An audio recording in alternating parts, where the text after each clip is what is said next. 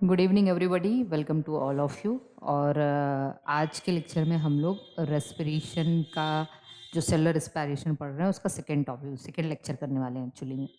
और क्योंकि आप लोगों को पता है कि आज मॉर्निंग से लेक्चर हो नहीं पाया, और उसका रीज़न था कल से ही हम लोग जो है इलेक्ट्रिसिटी की प्रॉब्लम फेस कर रहे थे। कल शाम को इधर शायद किसी ट्रांसफार्मर वगैरह में आग लग गई थी, तो इसकी वजह से लाइट बिल्कुल भी नहीं थी और इंटरनेट भी नहीं चल रहा था, और लाइट के बिना तो कुछ होने वाला नहीं है। इन्वर्टर डिस्चार्ज हो गया था। तो अभी शाम को सही हुआ है, लगभग 7 साढ़े 7 बजे के आसपास ये सारी चीज़ें सही हुई हैं। तो फिर भी मैंने सोचा कि एक छोटा सा जो भी पढ़ा सकते हैं अभी उसको एक वीडियो बना देते हैं, ताकि आप लोग रात में या जैसे भी कंप्लीट, क्योंकि कल का वीडियो फिर आपको वही 1 बजे 12 बजे के बाद ही मिलने वाला है। तब तक मॉर्निंग टाइम आपको मिलेगा तो अच्छे से पढ़ लीजिएगा। अगर रात में टाइम नहीं भी मिलता है तो मॉर्निंग में आप लोग पढ़ लीजिएगा, ठीक है। तो अभी एक्चुअली थोड़ी सी लाइट, ये लाइट मैं बंद करने वाली हूँ। आपको अंधेरे में ही पढ़ना पड़ेगा, तो बोर्ड पे तो दिख जाएगा, क्योंकि पता है ये लाइट ना मुझे कई काफ़ी दिनों से आप लोग नोटिस कर रहे होंगे कि मैं लाइट ऑफ करके पढ़ाती हूँ। उसका रीज़न है ये जो हाई लाइट होती है ना, ये सारी चीज़ें बहुत डिस्टर्बेंस क्रिएट करती हैं और मेरी आँखों पे बहुत ज़्यादा इफेक्ट पड़ता है। तो चलिए देखिए, आज का जो लेक्चर है ना, आज का जो लेक्चर है उसमें हम लोग पढ़ने वाले हैं रेस्पायरेशन। रेस्पायरेशन का जो सेकंड लेक्चर है उसको देखेंगे। तो हम लोगों ने एक आउटलाइन पढ़ लिया था रेस्पायरेशन का। आउटलाइन में हमने ये देख लिया था कि रेस्पायरेशन में क्या क्या प्रोसेस होती हैं, और इसमें कह सकते हैं कि हम जैसे जो सारे के सारे स्टेप मैंने बताया था, ग्लाइकोलिसिस है, ऑक्सीडेटिव डिकार्बोक्सिलेशन है, ठीक है। इसके अलावा क्रेब साइकिल है, और अंतिम पाथवे जिसको हम कह सकते हैं इलेक्ट्रॉन ट्रांसपोर्ट सिस्टम है। जो इलेक्ट्रॉन ट्रांसपोर्ट सिस्टम है उसी की हेल्प से एटीपी बनने वाली है।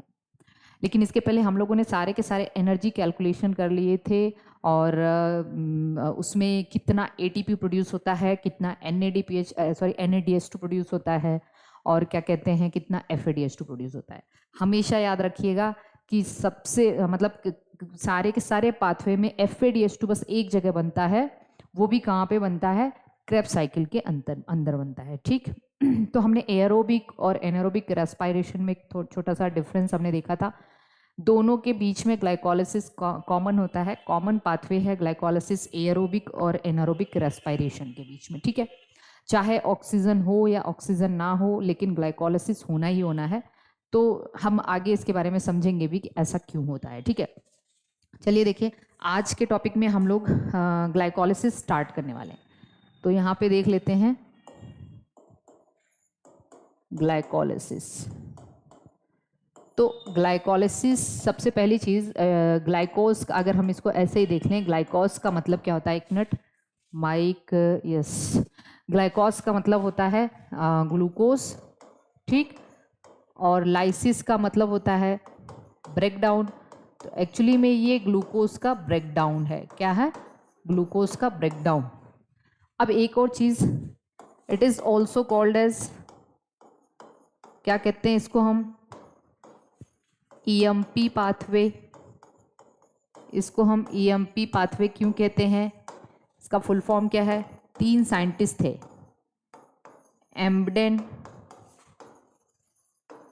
मेयरहॉफ,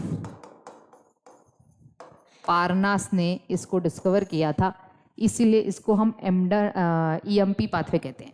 सबसे पहली चीज़, ये कहाँ होता है, अकर्स इन साइटोसॉल। हमेशा साइटोसॉल लिखिएगा, ना कि साइटोप्लाज्म। मेनी लिटरेचर साइटोप्लाज्म लिखते हैं, बहुत सारी बुक्स में साइटोप्लाज्म लिखा जाता है, लेकिन साइटोप्लाज्म नहीं होता। एक्चुअली में ये साइटोसॉल में होता है। Cytoplasm includes cell organelles. Cytoplasm में सेल ऑर्गेनल्स भी आ जाएंगे, इसलिए हम साइटोप्लाज्म कभी नहीं कहेंगे, हम कहेंगे ये साइटोसॉल में होता है। इसके अलावा it is a common pathway between aerobic and anaerobic respiration. ये एरोबिक और एनारोबिक रेस्पायरेशन के बीच का एक कॉमन पाथवे है। दोनों, चाहे एरोबिक रेस्पायरेशन होने वाला हो चाहे एनारोबिक रेस्पायरेशन होने वाला हो, लेकिन ग्लाइकोलिसिस होगा ही होगा। ठीक है, तो ये बात आपको अच्छे से समझ में आनी चाहिए कि glycolysis is a common pathway, चूंकि एरोबिक और एनारोबिक दोनों टाइप के रेस्पायरेशन में होता है। आगे देखें, अगर हम ग्लाइकोलिसिस को, अब इसका हम पूरा का पूरा अगर सारी चीज़ें इसके बारे में सारे स्टेप्स के, इसके जो केमिकल स्टेप्स हैं उसके बारे में हम लोग देखेंगे, तो एक्चुअली में ग्लूकोज का क्या है, ऑक्सीडेशन, मतलब ग्लूकोज का ब्रेकडाउन है। अब ये ग्लाइकोलिसिस लगभग पूरा अगर हम कह लें कि जो ग्लाइकोलिसिस है ये 10 स्टेप में कंप्लीट होती है। अगर हम ग्लूकोज एज अ सबस्ट्रेट लेके चलें, मेरी बात को अच्छे से समझिएगा, मेरी बात को एकदम ध्यान से समझिएगा, अगर प्लांट ग्लाइकोलिसिस करने वाला है तो उसका मेन जो हम कह सकते हैं सबस्ट्रेट होता है वो ग्लूकोज भी हो सकता है, फ्रक्टोज भी हो सकता है। एनिमल्स में जनरली मेन सबस्ट्रेट ग्लूकोज ही होता है। हमारी सारी की सारी सेल्स एनर्जी जनरेट करने के लिए ग्लूकोज यूज करती हैं एक्सेप्ट स्पर्म सेल्स, बिकॉज सीमेन में हमने कहा था, सीमेन में क्या होता है, फ्रक्टोज पाया जाता है, ये बात मैंने आपको बताई भी थी। ठीक है, तो प्लांट ग्लाइकोलिसिस करने के लिए ग्लूकोज भी यूज कर सकता है और फ्रक्टोज भी यूज कर सकता है। क्यों? क्योंकि प्लांट फोटोसिंथेसिस के दौरान ग्लूकोज बनाता है, लेकिन उसका ट्रांसपोर्टेटरी शुगर सुक्रोज होता है ना, सुक्रोज के फॉर्म में ट्रांसपोर्ट करता है। हमने देखा भी था सुक्रोज अब किसी भी सेल के पास जाता है सुक्रोज, क्योंकि सुक्रोज एक नॉन रिड्यूसिंग शुगर है और sucrose is made up of glucose as well as fructose. तो सुक्रोज ब्रेक हो जाता है ग्लूकोज में और फ्रक्टोज में। ठीक है, इतनी बात समझ में आ रही है। तो ग्लूकोज भी रेस्पिरेटरी सब्सटेंस के तौर पे यूज हो सकता है और फ्रक्टोज भी यूज हो सकता है। तो हम ग्लूकोज जनरली लेकर चल रहे हैं। अब यहाँ पे देखिए ग्लाइकोलिसिस लगभग आपके 10 स्टेप में कंप्लीट होती है। कितने स्टेप में? 10 स्टेप में। यहाँ पे 2 तरीके के प्रोसेस होते हैं। एक होता है प्रीपेरेटिव फेज,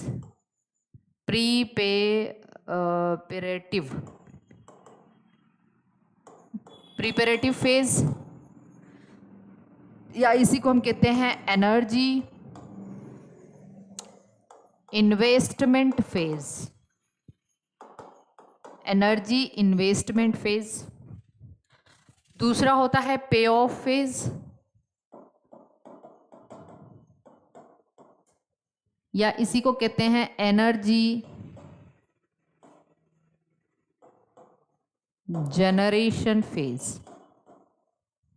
ध्यान से समझिएगा, प्रिपरेटिव फेज या एनर्जी इन्वेस्टमेंट फेज और पे ऑफ फेज या एनर्जी जनरेशन फेज। अब इसको समझते हैं। देखिए एक्चुअली जो प्रिपरेटिव फेज है ना, इसमें एनर्जी यूज होती है। क्या होता है? यूज ऑफ एटीपी, पहली चीज, और 2 एटीपी यूज होता है यहाँ पे, इस पूरे के पूरे स्टेप। यहाँ पे क्या होता है? 5 स्टेप्स, ये 5 स्टेप्स में कंप्लीट होता है प्रिपरेटिव फेज में। अगर हम ग्लूकोज एज अ सबस्ट्रेट लेके चल रहे हैं तब की बात कर रही हूँ। ठीक, 5 स्टेप्स लगते हैं इसमें। और इसमें होता क्या है, देखिए जरा ध्यान से, इसमें एक ग्लूकोज जिसमें कि 6 कार्बन है वो कन्वर्ट हो जाते हैं 2 ग्लिसरॉल्डिहाइड 3 फॉस्फेट में। ग्लिसरॉल्डिहाइड 3 फॉस्फेट में 3 कार्बन है। कितना कार्बन है? 3 कार्बन है। तो यहाँ पे एक ग्लूकोज 2 ग्लिसरॉल्डिहाइड 3 फॉस्फेट में चेंज हो जाता है, या फिर इसी को आप कह सकते हैं 2 मॉलिक्यूल ऑफ फॉस्फोग्लिसरॉल्डिहाइड। आप एकदम कंफ्यूज नहीं होइएगा कि यहाँ कभी किसी बुक में PGAL लिखा रहता है, किसी में G3P लिखा रहता है। इसका मतलब क्या है? There is no major difference. G3P मतलब ग्लिसरॉल्डिहाइड 3 फॉस्फेट, और फॉस्फोग्लिसरॉल्डिहाइड को ही ग्लिसरॉल्डिहाइड फॉस्फेट को ही फॉस्फोग्लिसरॉल्डिहाइड भी कह सकते हैं। ठीक है, तो इसको PGAL भी कह लेंगे। तो कुल मिला के कहने का मतलब ये है कि यहाँ पे चलिए मैं इसको ऊपर लिख दे रही हूँ क्योंकि मुझे नीचे अभी बहुत सारी चीज़ें लिखनी है। इसको हम क्या लिख सकते हैं? 2 molecule of PGAL, phosphoglyceraldehyde, full form आप लिख सकते हैं। तो ये पूरा का पूरा 5 स्टेप में कंप्लीट होता है, जिसमें यूज होता है, पहले एनर्जी लगती है। अभी देखेंगे ऐसा क्यों होता है, पहले एनर्जी लगाना क्यों जरूरी है। हमें कुल मिला के हमें एनर्जी चाहिए, लेकिन preparative phase energy investment phase है जिसमें पहले एनर्जी का यूज होता है। ठीक, अब हम देखते हैं पे ऑफ फेज में क्या होने वाला है। यहाँ पे जनरेशन ऑफ क्या क्या होता है देखते हैं हम। जनरेशन ऑफ 4 ATP, एक minute, generation of 4 ATP, generation of 4 ATP and 2 NADH2। यहाँ पे 4 ATP बनती है और 2 NADH2 बनता है इस फेज में, पे ऑफ फेज में। और ये फेज भी 5 स्टेप्स में कंप्लीट होते हैं। किसमें? 5 स्टेप्स में। अब देखिए मैंने जो बनाया है ना ग्लूकोज 2 ग्लिसरॉल्डिहाइड, तो ये सारे स्टेप के बाद की बात है। शुरुआत होता है 1 ग्लूकोज और 5वें स्टेप में आके आपको 2 ग्लिसरॉल्डिहाइड 3 फॉस्फेट के मॉलिक्यूल मिल जाते हैं। यहाँ पे क्या होता है, यहाँ इसका सबस्ट्रेट क्या होगा, इसका सबस्ट्रेट अब ये होगा 2 ग्लिसरॉल्डिहाइड 3 फॉस्फेट, फाइनली चेंज हो जाता है 2 मॉलिक्यूल्स ऑफ पायरुविक एसिड में। यहाँ पे भी 3 कार्बन है और यहाँ पे भी 3 कार्बन है। यहाँ जनरेशन कितने का हुआ, तो हम कहेंगे यहाँ पे नेट गेन हुआ 4 ATP और 2 NADH2 का, और यहाँ पे नेट गेन हुआ केवल 2 ATP। अरे सॉरी, यहाँ पे 2 ATP यूज हुई, नॉट नेट गेन। यहाँ पे 2 ATP क्या हुआ है, यूज हुआ है, 2 ATP यूज हुआ है। अब हम कह लेंगे कि अगर हम इस पूरे के पूरे प्रोसेस को समअप करेंगे तो हमें क्या मिलने वाला है ग्लाइकोलिसिस में। तो हम कहेंगे यहाँ से शुरू करेंगे, 1 ग्लूकोज चेंज हो जाता है अल्टीमेटली 2 पायरुविक एसिड में। ये फाइनल यहाँ तक आया ना, 1 ग्लूकोज में 6 कार्बन, पायरुविक एसिड में 3 कार्बन, और क्या हुआ, तो आप कहेंगे क्योंकि 2 ATP यहाँ पे लग रहा है और 4 ATP प्रोड्यूस हो रहा है, साथ ही साथ 2 और NADH2 प्रोड्यूस हो रहा है, तो नेट गेन कितने का हुआ, नेट गेन हुआ 2 ही ATP का ना, क्योंकि 2 तो यूज हो जा रहा है पूरे के पूरे प्रोसेस में, 4 निकल रहा है तो 4 में से 2 घटा देंगे, तो नेट गेन कितने का हुआ, तो हम कहेंगे यहाँ पे नेट गेन हुआ 2 ATP प्लस 2 NADH2। ये बात मैं बार बार स्टार्टिंग में भी लिखी थी कि ग्लाइकोलिसिस में कंप्लीट जो ग्लाइकोलिसिस के बाद 2 ATP और 2 NADH2 प्रोड्यूस होने वाले हैं। ठीक, इतनी बात पूरी सबको समझ में आनी चाहिए। ये है पूरा का पूरा ग्लाइकोलिसिस। फिर देख लेते हैं यहाँ पे कुछ और चीज़ें इसी में ऐड कर रही हूँ मैं। पूरे पे ऑफ फेज में, प्रिपरेटिव फेज में स्टेप 1 ऐसे लिख दूँ 1, देखिए क्योंकि सारे के सारे क्वेश्चन हैं ये। और स्टेप 3 इररिवर्सिबल स्टेप हैं। क्या है? इररिवर्सिबल। ये 2 स्टेप ना इररिवर्सिबल हैं, बाकी सारे स्टेप्स रिवर्सिबल हैं। और इसमें अगर हम एक और पॉइंट ऐड कर लें, स्टेप 10 जो होता है वो इररिवर्सिबल है। क्या है? इररिवर्सिबल है। ठीक है, तो मतलब यहाँ पे 10वां स्टेप 10 स्टेप में कंप्लीट होता है ग्लाइकोलिसिस। कितने स्टेप में? तो आप यहाँ पे लिखेंगे टोटल 10 स्टेप लगते हैं इसको कंप्लीट करने में। तो मैं एक समरी बता रही हूँ आपको, 10 स्टेप में कंप्लीट होता है ये, जिसमें से इसमें पहला और तीसरा इररिवर्सिबल है और 10वां इररिवर्सिबल है। तो हम कह लेंगे कि कंप्लीट, अगर आपसे पूछा जाए कि ग्लाइकोलिसिस में टोटल कितने इररिवर्सिबल स्टेप हैं, तो आप कहेंगे फर्स्ट, थर्ड और 10th स्टेप जो है ना वो क्या है? इररिवर्सिबल है, इररिवर्सिबल। बाकी सब के सब जो है ना वो क्या है? रिवर्सिबल है। This is the summary of glycolysis. ठीक है, अब हम इसको एलेबोरेट करेंगे कि कैसे कैसे हो रहा है सारी प्रोसेस। तो ये तो एक समरी है, इतना आपको पता चलना चाहिए कि आपसे यहाँ से भी क्वेश्चन पूछा जा सकता है। प्रिपरेटिव फेज में क्या होता है, पे ऑफ फेज में क्या होता है, कितने स्टेप्स में कंप्लीट होता है, कौन कौन सा स्टेप इररिवर्सिबल है, नेट गेन क्या है। ठीक है, तो ये सारी चीज़ें आपसे पूछा जा सकता है। Which is the end product of preparative phase, तो आप कहेंगे and product of preparative phase is the glyceraldehyde 3 phosphate. which is the end product of payoff phase, that is the pyruvic acid, which is the you can say substrate of preparative phase, first substrate, तो आप कहेंगे payoff phase का, तो glyceraldehyde 3 phosphate. तो lots of question has been asked, ठीक है ना.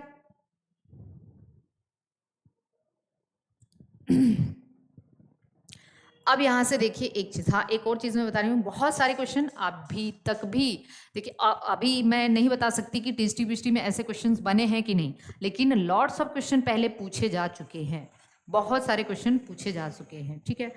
ऐसे और भी डिफरेंट एग्जामिनेशन में मैंने देखा है कि इस तरीके के क्वेश्चन, और जनरली CSIR की बात करें तो वहाँ पे तो ये बहुत कॉमन क्वेश्चन होता है, आपको ऐसे ही पढ़ना पड़ता है CSIR में. तो फिर भी मैं पूरी कोशिश कर रही हूँ कि यहाँ से कितनी मतलब कितने टाइप के क्वेश्चंस बन सकते हैं वो सारे आपके लगने चाहिए. अब आगे चलें, आगे चलते हैं नेक्स्ट. अब हम लिखने वाले हैं प्रीपरेटिव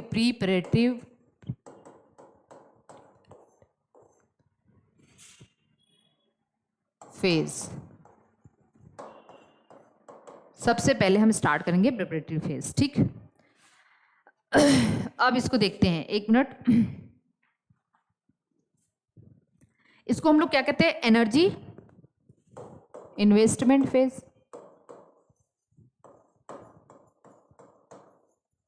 अभी कितने लोगों को जो है ना ये सारी चीजें याद हैं, ग्लाइकोलिसिस के सारे स्टेप्स कितने लोगों को याद है. और कभी आपने ग्लाइकोलिसिस पढ़ते टाइम सोचा कि ये क्यों हो रहा है, क्यों एक जगह एनर्जी लग रही है, फिर क्यों एनर्जी रिलीज हो रहा है, क्या है, आप सब समझ में आएगा आपको, ठीक है. देखिए यहाँ पे सबसे पहली प्रोसेस क्या होती है, ग्लूकोज. ग्लूकोज में कितने कार्बन है, 6 कार्बन का मॉलिक्यूल है ये. ग्लूकोज टूटता है, मैं सारी प्रोसेस मान लीजिए, मैं पहली प्रोसेस हमने कहा था कि इरिवर्सिबल होती है, तो आप पहली प्रोसेस इरिवर्सिबल बनाएंगे. ये चेंज हो जाता है, देख लेते हैं इसको, ग्लूकोज 6 फॉस्फेट में. तो इसको आप G6P जनरली लिख सकते हैं, ठीक, ग्लूकोज 6 फॉस्फेट में. और इस स्टेप में एक, अब आपको ये समझना होगा कि भाई अगर ये ग्लूकोज 6 फॉस्फेट में चेंज हो रहा है, मतलब ये तो ग्लूकोज था, ये 6 फॉस्फेट में चेंज हो रहा है, मतलब यहाँ पे एक फॉस्फेट ऐड हुआ है एट द पोजीशन 6. ग्लूकोज में 6 कार्बन है, हमने कार्बोहाइड्रेट पढ़ाया है, और मैंने कहा था कि आप लोग थोड़ा सा बायोमोलिक्यूल पढ़ लीजिएगा तभी समझ में आएगा, ठीक. तो ग्लूकोज में 6 कार्बन है और यहाँ पे फॉस्फेट, ग्लूकोज 6 फॉस्फेट का मतलब ये नहीं है कि ग्लूकोज में 6 फॉस्फेट है, नहीं, फॉस्फेट की पोजीशन का क्या है, ग्लूकोज के कौन से कार्बन से फॉस्फेट अटैच है वो यहाँ पे डिनोट कर रहा है, ठीक है. तो 6वें कार्बन से एक फॉस्फोरस अटैच्ड है, ठीक, एक फॉस्फेट अटैच है. तो अगर ये ग्लूकोज है और ये ग्लूकोज 6 फॉस्फेट में चेंज हो रहा है, दैट मीन्स कि यहाँ पे एक फॉस्फेट चाहिए, तो वो फॉस्फेट कहाँ से आएगा, तो यहाँ पे एक ATP यूज होता है और वो चेंज आता है एक ADP में, और इसका एक फॉस्फेट निकल के यहाँ पे ऐड हो गया. बात समझ पा रहे हैं आप, तभी तो ये फॉस्फेट हुआ ना, एक ATP यूज हुआ तभी तो, ठीक.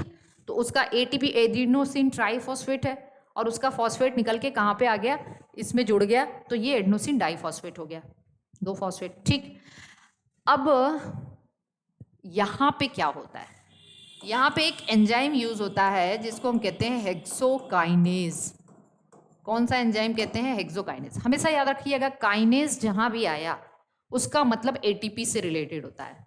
ATP से रिलेटेड है ये, जहां पर भी ATP यूज हो रही होगी या फिर ATP जनरेट हो रही होगी वहीं पे काइनेज टर्म आता है, हम देखेंगे भी, ठीक है. तो हेक्सो का मतलब, क्योंकि 6 हेक्सो शुगर है ये, तो हेक्सो शुगर है और ATP यूज हो रहा है, तो इसको हम हेक्सोकाइनेज कहते हैं. अब जरा ध्यान से देखिएगा, ये फिर ग्लूकोज 6 फॉस्फेट चेंज हो जाता है, मुझे थोड़ा सा छोटा ही बनाना पड़ेगा या फिर मैं आगे कर लूंगी, इसमें कोई दिक्कत की बात नहीं है. ये चेंज है, ये रिवर्सिबल प्रोसेस है. ग्लूकोज 6 फॉस्फेट चेंज हो जाता है फ्रक्टोज 6 फॉस्फेट में, फ्रक्टोज 6 फॉस्फेट में.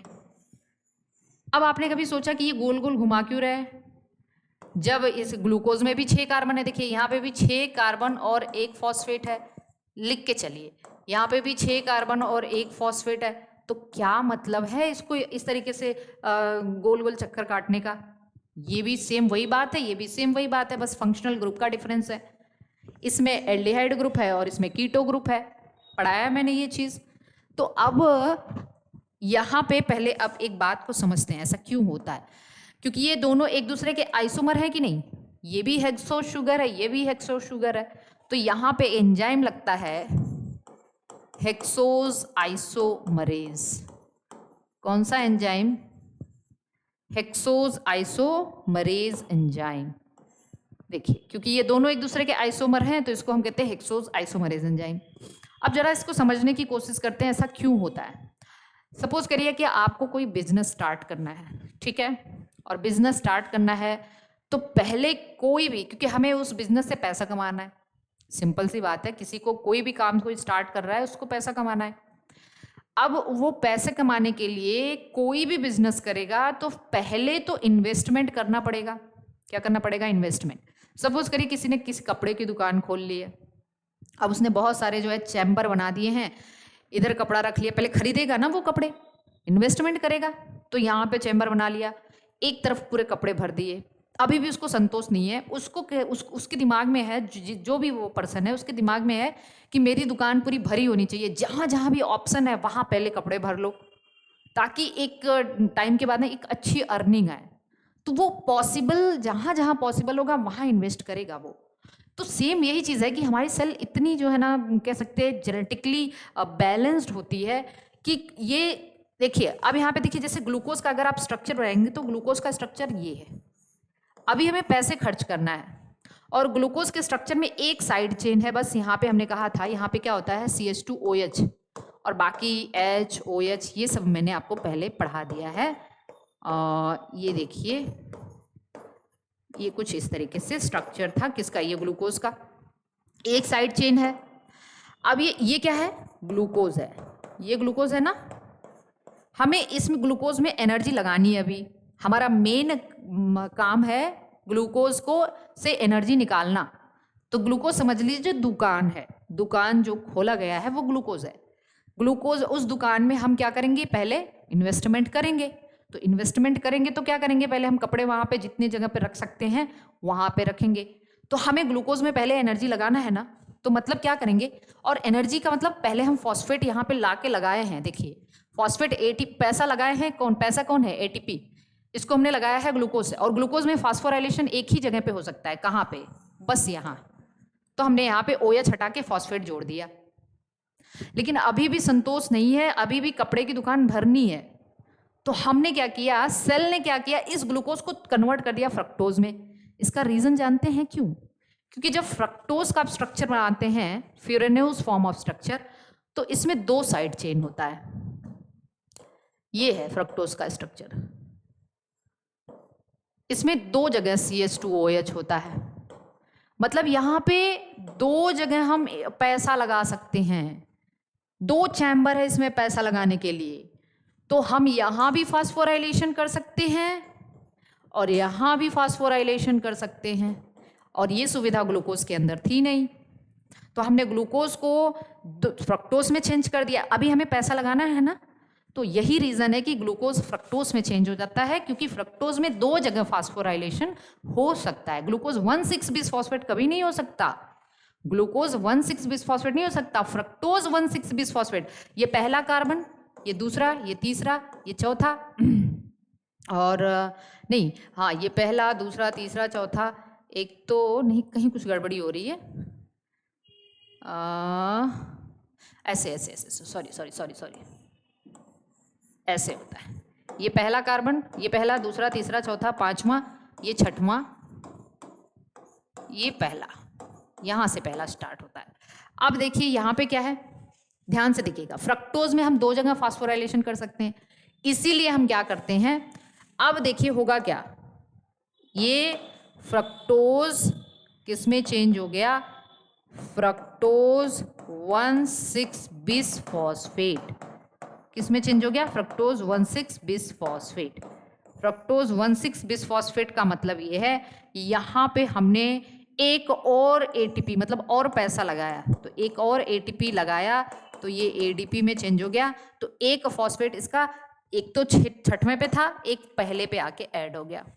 ठीक, अब समझ में आ रहा है कि ये रीजन क्या है ग्लूकोज का फ्रक्टोज में कन्वर्ट करने के लिए। तो ये हो गया। और यहाँ पे भी कुछ एंजाइम लगेगा, उस एंजाइम को हम कहेंगे फॉस्फो, मैं दूसरे कलर से कर दूं ताकि थोड़ा सा दिखे, तो रात है, फॉस्फो फ्रक्टोकाइनेज। देखिए ये तो बस फ्रक्टोज का खेल है, इसलिए हमने फ्रक्टोकाइनेज कह दिया। ये हेक्सोज शुगर का खेल था तो हमने इसको हेक्सोज कह दिया, क्योंकि ग्लूकोज और फ्रक्टोज है। ये बस फ्रक्टोज का अकेला है तो इसको हम फ्रक्टोकाइनेज कह दिए। कितनी का स्टेप हो गई, 1 2 3 स्टेप हो गया। तो 2 जगह एटीपी लग गया ना, 2 जगह एटीपी। अब देखिए, अब बताइए यहाँ पे क्या है, हम कहेंगे यहाँ पे 6 कार्बन है और 2 फॉस्फेट आ गया। अब हमें यहाँ क्या मिल गया, 6 कार्बन और 2 फॉस्फेट मिल गया। तो मैं इसको मिटा रही हूँ, देखते हैं, चलिए आगे देखते हैं। अब क्या होगा, अगले स्टेप पे क्या होगा, इस पे इसको बीच से तोड़ दीजिए। बीच से तोड़ने का मतलब एक एंजाइम आएगा, उस एंजाइम का नाम है एल्डोलेज। उस एंजाइम का नाम क्या होता है, एल्डोलेज। ये जहां रहता है ना, अलगाव करा देता है, तोड़ देता है, आधा आधा कर देता है उस मॉलिक्यूल को। तो फ्रक्टोज 1,6 विज फॉस्फेट है, मतलब फ्रक्टोज कौन सा शुगर है, हेक्सोज।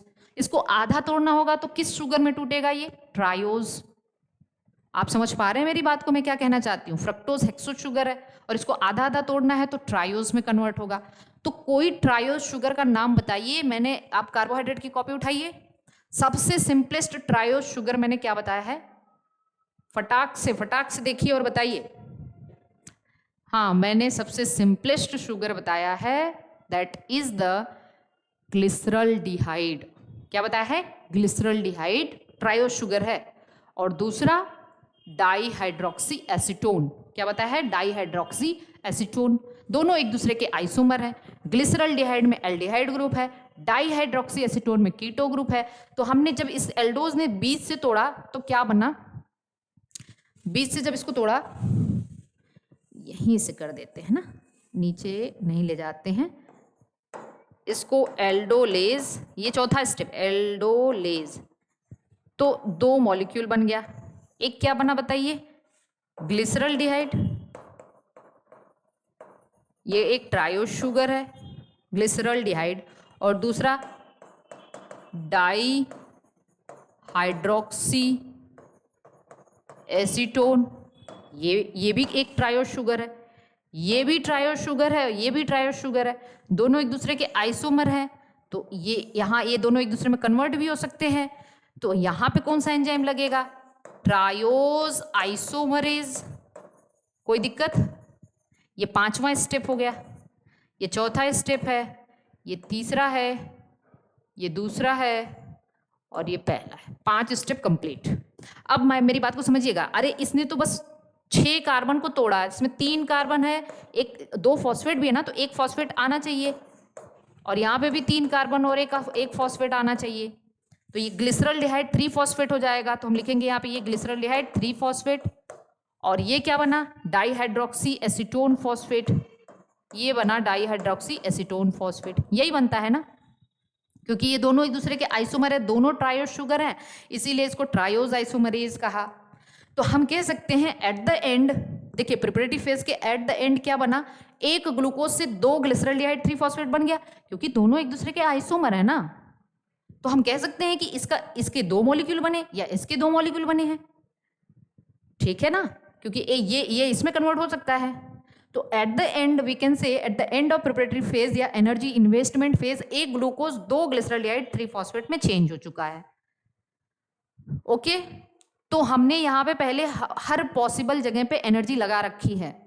अब हमने अभी बोया है, अभी हमें काटने का वक्त आने वाला है।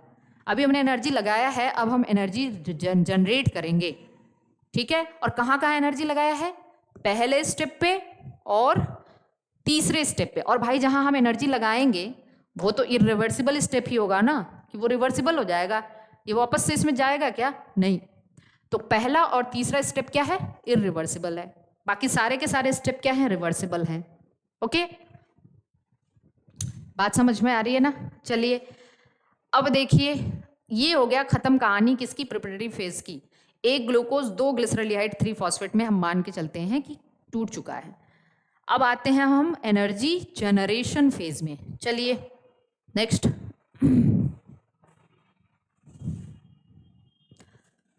एनर्जी, या इसको हमने, इसका जो नाम है पे ऑफ फेज, या इसको मैंने कह दिया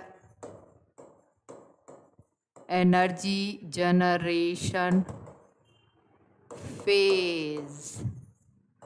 क्या नाम दे दिया? Energy generation phase. अब देखते हैं एनर्जी कैसे जनरेट होती है। हमारे पास क्या है, 2 मॉलिक्यूल फॉस्फोग्लिसरॉल्डिहाइड का, आप 2 लेके चलेंगे ना, या फिर ग्लिसरॉल्डिहाइड 3 फॉस्फेट, कंफ्यूज नहीं होना है, ग्लिसरॉल्डिहाइड 3 फॉस्फेट का, नो वरीज, ठीक। अब यहाँ पे क्या होगा, देखते, इसको मैं ऊपर ही लिखूं तब ज्यादा सही रहेगा ना, या ग्लिसरॉल्डिहाइड 3 फॉस्फेट। सबसे पहली, अभी सबके 2-2 मॉलिक्यूल लेके चलने हैं हमें, क्योंकि 2 मॉलिक्यूल मिला है हमें। सबसे पहले जानते हैं इसका ऑक्सीडेशन होता है, इसका ऑक्सीडेशन होता है, मैं इसको थोड़ा सा बड़ा बना रही हूं, इसका ऑक्सीडेशन होता है तो ये कन्वर्ट हो जाता है किसमें, एसिड में, और उस एसिड का नाम है PGA, सॉरी एक मिनट, 1,3-बिसफॉस्फोग्लिसरिक एसिड। फुल फॉर्म लिख लीजिएगा, 1,3-बिसफॉस्फोग्लिसरिक एसिड। समझिए कैसे हुआ ये एल्डिहाइड है, ठीक है, ये क्या है, एल्डिहाइड है, और ये क्या है, एसिड है। एल्डिहाइड एसिड में चेंज होता है तो क्या होता है, ऑब्वियसली ऑक्सीडेशन होता है। कैसे, देखिए ये एल्डिहाइड है भैया, इसका ऑक्सीडेशन कराओगे तभी तो ये एसिड में चेंज होगा, ठीक, किस में चेंज होगा, एसिड में। तो जब ये एल्डिहाइड है और ये क्या है, एसिड है, और इसके भी 2 मॉलिक्यूल बन रहे हैं, तो यहाँ पे हुआ क्या, ऑक्सीडेशन। और जब यहाँ पे ऑक्सीडेशन हुआ, किसका ऑक्सीडेशन हुआ, फॉस्फोग्लिसरॉल्डिहाइड का। जब ऑक्सीडेशन हुआ तो क्या निकला, तो ऑक्सीडेशन हुआ तो रिलीज हुआ यहाँ पे 2 प्रोटॉन और 2 इलेक्ट्रॉन्स। ऑक्सीडेशन होता है तो प्रोटॉन और इलेक्ट्रॉन क्या होते हैं, रिलीज होते हैं। इन 2 प्रोटॉन और इलेक्ट्रॉन को रिसीव करके, कौन रिसीव करता है, यही पड़ा रहता है NAD+। क्या पड़ा रहता है, NAD+, और ये बड़ा चालू है, 2 मॉलिक्यूल ऑफ NAD+ इन प्रोटॉन और इलेक्ट्रॉन को एक्सेप्ट कर लेते हैं, और ये रिड्यूस फॉर्म में है, obviously this is in form of reduced, मतलब this is in reduced form. तो इसने इसको रिसीव कर लिया, रिसीव करके अब ये मौके की तलाश में था और इस चेंज हो गया ये 2 मॉलिक्यूल ऑफ NADH2, ठीक हुआ कि नहीं, एकदम सीधी सी बात है। ये रिड्यूस्ड फॉर्म में है, और रिडक्शन क्या करेगा, रिडक्शन में इलेक्ट्रॉन गेन होता है ना, रिड्यूस मतलब ये इलेक्ट्रॉन गेन करके क्या हो गया, ये सॉरी, अरे हमने क्या कहा, ये ऑक्सीडाइज हुआ तो ये H+ और इलेक्ट्रॉन क्या क्या रिलीज किया।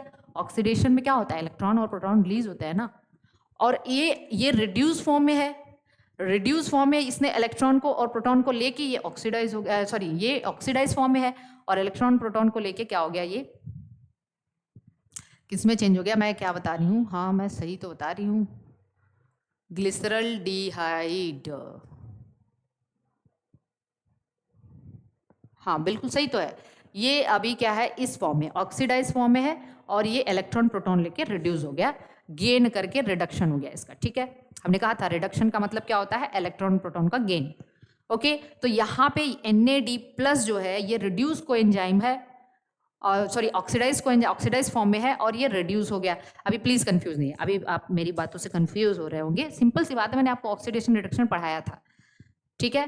तो इसने इलेक्ट्रॉन और प्रोटॉन को गेन किया, तो गेन करेगा तो रिड्यूस हो जाएगा, ये बात तो मैंने आपको बताया था।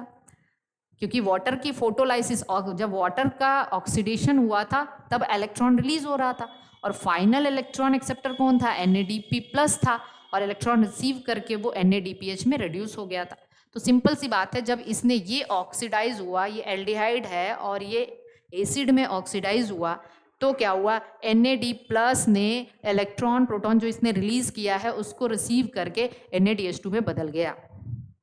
ये बात सबको समझ में आ रही है? तो 2 मॉलिक्यूल का हमें यहाँ पे NADH2 का मिला। मैं ग्लाइकोलिसिस को एकदम अच्छे से समझा देना चाहती हूँ आप लोगों को, ताकि कभी भूले ना क्यों हो रहा है, कैसे हो रहा है, ये ना लगे आपको। और इसके बाद जो है, अब आपको ये समझना चाहिए कि यहाँ पे बताइए कितने फॉस्फेट है। ग्लिसरॉल्डिहाइड 3 फॉस्फेट, मतलब एक फॉस्फेट है, एक ही फॉस्फेट है ना, जो कि ग्लिसरॉल्डिहाइड के तीसरे पोजीशन पे है। लेकिन यहाँ पे 2 फॉस्फेट आ गया, एक तीसरे पोजीशन पे, एक पहले पोजीशन पे। तो अगर यहाँ पे एक फॉस्फेट था और इसके 2 मॉलिक्यूल है, तो यहाँ पे टोटल 2 फॉस्फेट है।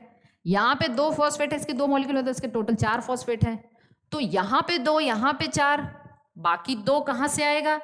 तो बाकी 2 आएगा यहाँ inorganic phosphate donor, HPO3 minus, ये फॉस्फेट डोनेट करेगा। ये बहुत बार ये क्वेश्चन पूछा गया है कि ग्लाइकोलिसिस में फॉस्फेट, इनऑर्गेनिक फॉस्फेट डोनर कौन है और किस स्टेप पे होता है। तो आप याद रख लीजिएगा, ये होता है इस स्टेप पे, ठीक है, ओके। और यहाँ पे जो एंजाइम लगेगा वो एंजाइम लगता है ग्लिसरॉल्डिहाइड, कौन सा एंजाइम? ग्लिसरॉल्डिहाइड 3 फॉस्फेट, या मैं पूरा क्यों लिख रही हूँ, ग्लिसरॉल्डिहाइड 3 फॉस्फेट डिहाइड्रोजिनेज। अब आपने एंजाइम पढ़ा है, एंजाइम पढ़ा है ना मैंने, तो मैंने आपको क्या बताया था एंजाइम पढ़ाते टाइम, कि डिहाइड्रोजिनेज एंजाइम वहीं लगता है जहाँ पे ऑक्सीडेशन रिडक्शन दोनों होता है।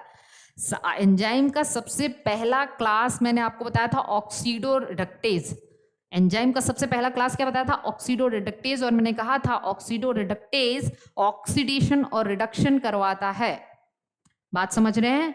जब एक ही रिएक्शन में ऑक्सीडेशन भी हो रहा है और रिडक्शन भी हो रहा है, तो वहां पे उसको हम लोग ऑक्सीडो रिडक्टेज एंजाइम की प्रेजेंस में होता है, और उसी को हम लोग डिहाइड्रोजिनेज कहते हैं।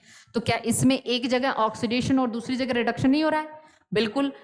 PgAl का ऑक्सीडेशन हो रहा है, NAD+ का रिडक्शन हो रहा है, तो यहाँ पे एंजाइम कौन लगेगा? डिहाइड्रोजिनेज एंजाइम, ठीक है।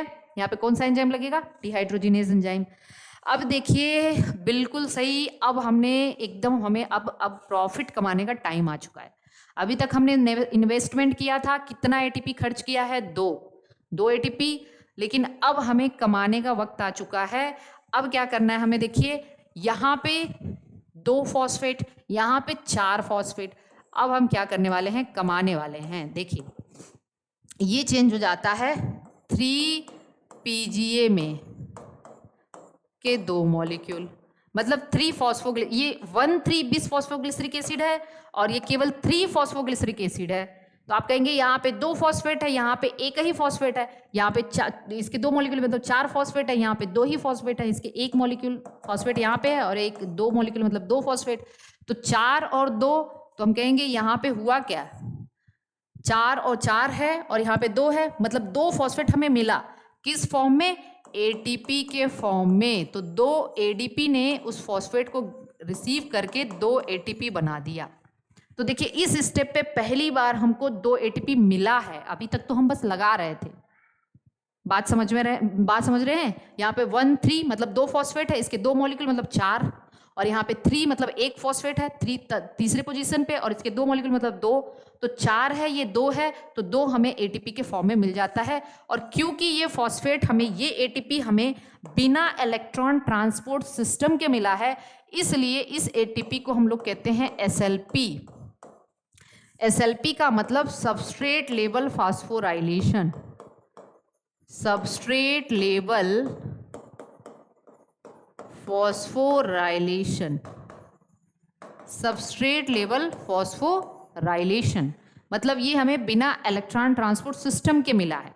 क्योंकि हमने कहा था मेजर एनर्जी तो हमें इलेक्ट्रॉन ट्रांसपोर्ट सिस्टम में मिलती है, लेकिन कुछ एनर्जी हमें सबस्ट्रेट के डायरेक्टली ब्रेकडाउन से मिल जाती है, उसको हम लोग कहते हैं सबस्ट्रेट लेवल फास्फोराइलेशन या SLP।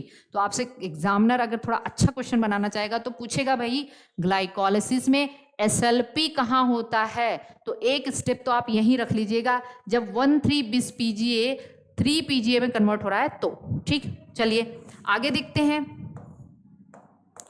अगली अच्छा, यहाँ पे भी हम देखेंगे भाई, यहाँ पे एंजाइम कौन लग रहा है? तो हम कहेंगे यहाँ पे एंजाइम लग रहा है फॉस्फोग्लिसरेट काइनेज एंजाइम। हमने कहा फिर से एटीपी आया तो काइनेज एंजाइम तो लगना है, क्योंकि ग्लिसरेट से रिलेटेड है तो उसको हम फास्फोग्लिसरेट काइनेज कहेंगे। अच्छा, फिर ये 3PGA ना 2PGA में चेंज हो जाता है।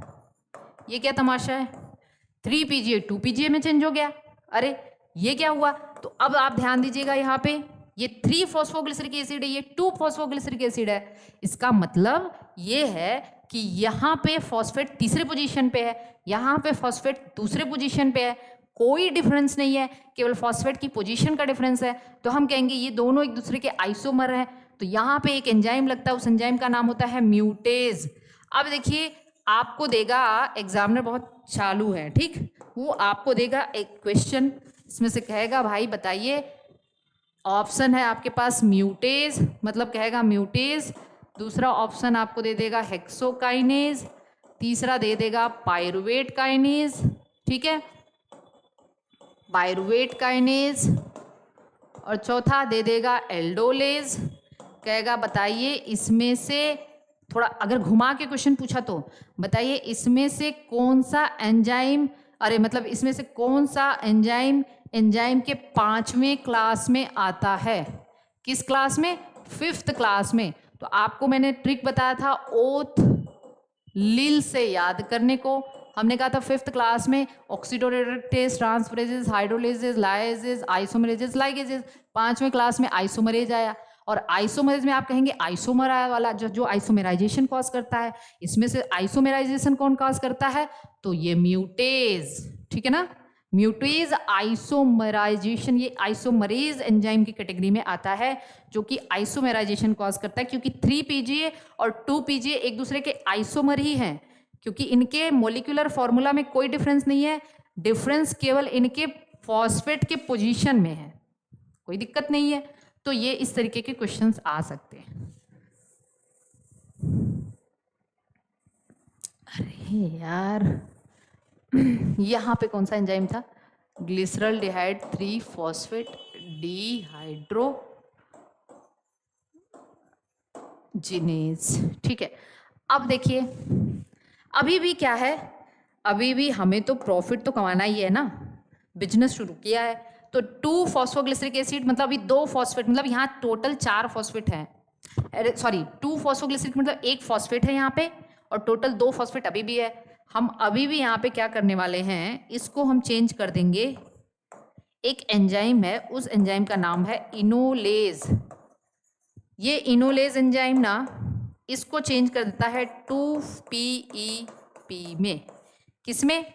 2PEP में, 2 फॉस्फोइनॉल पायरुवेट। क्या है? 2 फॉस्फोइनॉल पायरुवेट। अब देखिए, फॉस्फोइनॉल पायरुवेट मतलब फॉस्फेट है एक जगह, और कितने फॉस्फेट हैं? 2। यहाँ पे कौन सा एंजाइम है? इनोलेज। अब इस 2 फॉस्फेट को हमें अल्टीमेटली, लास्ट रिएक्शन इरिवर्सिबल है, 2 मॉलिक्यूल ऑफ पायरुविक एसिड में चेंज कर दिया। और जब यहाँ पे पायरुविक, ये फॉस्फोइनॉल पायरुवेट था, ये मतलब फॉस्फो है, यहाँ पे 2 फॉस्फेट है, और ये केवल पायरुवेट है। तो हमें 2 फॉस्फेट को हमने निकालना है यहाँ से। तो हम क्या करेंगे, यहाँ पे 2 ADP जो है ना, वो 2 फॉस्फेट रिसीव करके 2 ATP बना लेगी। यहाँ पे भी है डायरेक्ट ATP मिल गया, ठीक, डायरेक्ट ATP मिला। किस लेवल पे? Substrate level phosphorylation. तो देखिए, हमने ग्लाइकोलिसिस में, अब देखिए ध्यान से देखिएगा, और यहाँ पे जो एंजाइम है, फिर से कौन सा एंजाइम लगेगा? ATP यूज हुआ है, पायरुवेट काइनेज। कौन सा एंजाइम? पायरुवेट काइनेज एंजाइम लगेगा। 10वीं रिएक्शन इरिवर्सिबल है। अभी बताइए आप, पूरा का पूरा हमें कितनी जगह ATP मिला? हमें 1 जगह और 2 जगह, टोटल कितना ATP इसमें मिला है? हमें 4 ATP मिला है। और क्या मिला है? 2 NADH2 मिला है। किसमें? पे ऑफ फेज में। और यहाँ पे हमने लगाया है ATP, एक यहाँ लगाया है, एक यहाँ लगाया है, तो यहाँ 2 ATP खर्च हो गया। तो हम कहेंगे कि इस फेज में देखिए, यहाँ पे नेट जनरेशन हुआ है 4 ATP का और 2 NADH2 का, यहाँ पे यूज हुआ है 2 ATP का। तो हमें नेट गेन क्या हुआ? अच्छा देखिए, पहला, तीसरा और इसमें 10वां रिएक्शन इरिवर्सिबल है। हमें नेट गेन कितने का हुआ? 2 ATP और 2 NADH2 का, ठीक है। ये है पूरी की पूरी ग्लाइकोलिसिस। कहाँ कहाँ क्या क्या हुआ, सारा का सारा मैंने यहाँ पे लिखा हुआ है। अब मैं कुछ क्वेश्चंस बताऊंगी आप लोगों को कि कभी आपसे अब पूछ दिया कि बताइए अगर ग्लाइकोलिसिस इस तरीके से हो रहा है, मेरी बात को ध्यान से सुनने और समझने की पूरी कोशिश करिएगा। अगर ग्लाइकोलिसिस को तो आपने देख लिया, अब आपसे पूछेगा एग्जामिनर कि किस किस लेवल पे, किस इस स्टेप पे सबस्ट्रेट लेवल फास्फोराइलेशन हो रहा है, तो आप कहेंगे एक तो 10वें स्टेप पे है और एक 7वें स्टेप पे है। ठीक, 7वें स्टेप पे सबस्ट्रेट, 10वें स्टेप पे सबस्ट्रेट फास्फोराइलेशन है, सबस्ट्रेट लेवल फास्फोराइलेशन, फिर ये 9 8 हाँ 7वें लेवल पे सबस्ट्रेट लेवल फास्फोराइलेशन है। तो यहाँ पे नोट करके लिख लेंगे, in glycolysis SLP occurs at 7th level and 7th step लिखेंगे ना, 7th step and 10th step। 7वें और 10वें स्टेप पे सबस्ट्रेट लेवल फास्फोराइलेशन हो रहा है। Am I clear with this? कोई दिक्कत नहीं, सारे एंजाइम मैंने लिख दिए हैं। अब आप यहाँ से, अब चलिए क्वेश्चन नंबर 2, ये तो नोट 1 लिख लीजिएगा। ग्लाइकोलिसिस, आपसे एग्जामिनर पूछेगा पूरी ग्लाइकोलिसिस में कितनी जगह आइसोमरेज एंजाइम यूज हुआ है, कितनी जगह आइसोमरेज एंजाइम यूज हुआ है। तो आप कहेंगे देखिए एक आइसोमरेज तो मुझे यही दिख रहा है, म्यूटेज, इसको भूल नहीं जाइएगा, ठीक है ना। और अब आप देखिए ये जो है ना, आप कहेंगे एक तो यहाँ पे सीधा सीधा दिख रहा है, उसको बता देंगे आप, उसको भूल जाएंगे। तो हेक्सोज आइसोमेरेज 1 हो गया, और कहाँ है ये ट्रायोज आइसोमेरेज 2 हो गया, और इसको नहीं भूलना, ये भी एक आइसोमरेज ही है। क्या है? आइसोमरेज है। तो ग्लाइकोलिसिस में कितनी जगह आइसोमरेज एंजाइम यूज हुआ है? तो आप कहेंगे in glycolysis eight 3 steps. 3 steps कौन कौन सा है उसको देख लीजिए। आइसोमरेज एंजाइम जो है यूज हुआ है, और कितनी जगह काइनेज एंजाइम यूज हुआ है तो ये भी देख लीजिए। एक जगह काइनेज, दूसरी जगह काइनेज, ठीक, और इसके अलावा पायरुवेट काइनेज, और ये 4 जगह काइनेज एंजाइम यूज हुआ है। कितनी जगह? 4 जगह। तो नंबर 3 क्या है? इन at 4 places, at 4 steps, 4 step क्या यूज हुआ है? Kinase enzyme. कौन सा एंजाइम? Kinase enzyme. कोई दिक्कत नहीं होनी चाहिए यहाँ तक। तो ये है ग्लाइकोलिसिस की कहानी। अब मैं एक क्वेश्चन बताने वाली हूँ आपसे। हमने कहा था कि ग्लाइकोलिसिस में मान लीजिए रेस्पिरेटरी सबस्ट्रेट हमारा ग्लूकोज ना होके, रेस्पिरेटरी सबस्ट्रेट ग्लूकोज ना होके, चलिए देखिए क्वेश्चन मेरा क्या है। अगर सेल को ग्लूकोज नहीं मिल रहा है, मान लीजिए ये सेल है कोई, वो जब ये ग्लूकोज यूज करती है कोई भी सेल, तो वो 38 ATP जनरेट करती है टिल द कंप्लीट ब्रेकडाउन। जब इसका कंप्लीट ब्रेकडाउन होता है तो हमने कहा था ना, चाहे 36 ATP बनेगा चाहे 38, तो मान लीजिए 38 ATP मिलता है एक ग्लूकोज के कंप्लीट ब्रेकडाउन से। अगर ये सेल ग्लूकोज यूज करेगी तो, अगर ये सेल ग्लूकोज ना यूज करके इस सेल को हम ग्लूकोज 6 फॉस्फेट दे दिए, तब बताइए कि ये सेल इस ग्लूकोज 6 फॉस्फेट का कंप्लीट ब्रेकडाउन करके कितना ATP जनरेट करेगी, कितना ATP जनरेट करेगी। इसका कंप्लीट ब्रेकडाउन इसका कंप्लीट ब्रेकडाउन करके ये कितना ATP जनरेट करेगी। हाँ, तो ये देखिए, ये सवाल ऐसे, क्योंकि मुझे बता देना ज़्यादा सही है, मैं पूछती हूँ तो हो सकता है मैं चीज़ें भूल जाती हूँ। अब कहेंगे अगर रेस्पिरेटरी सबस्ट्रेट ग्लूकोज ना यूज करके ग्लूकोज 6 फॉस्फेट को यूज किया सेल ने, तो 39 ATP मिलेगा एक ग्लूकोज 6 फॉस्फेट के ब्रेकडाउन से। क्यों? सिंपल सी बात है, तब हमें ये स्टेप करना ही नहीं पड़ेगा और एक ATP हमें लगाना ही नहीं पड़ेगा। मेरी बात समझ रहे हैं आप? यहां से स्टेप को अब हम काउंट करेंगे। जब हम इस स्टेप को यहां से काउंट करेंगे तो हम कहेंगे पूरा स्टेप देख लेंगे तो केवल यहाँ पे एक ATP एनर्जी इन्वेस्टमेंट फेज में केवल एक ATP लगा है और एनर्जी जनरेशन फेज में 4 ATP लगा है, तो नेट गेन हमें यहाँ 3 का होगा। कंप्लीट ब्रेकडाउन तक देखेंगे तो एक ATP बढ़ गया कि नहीं?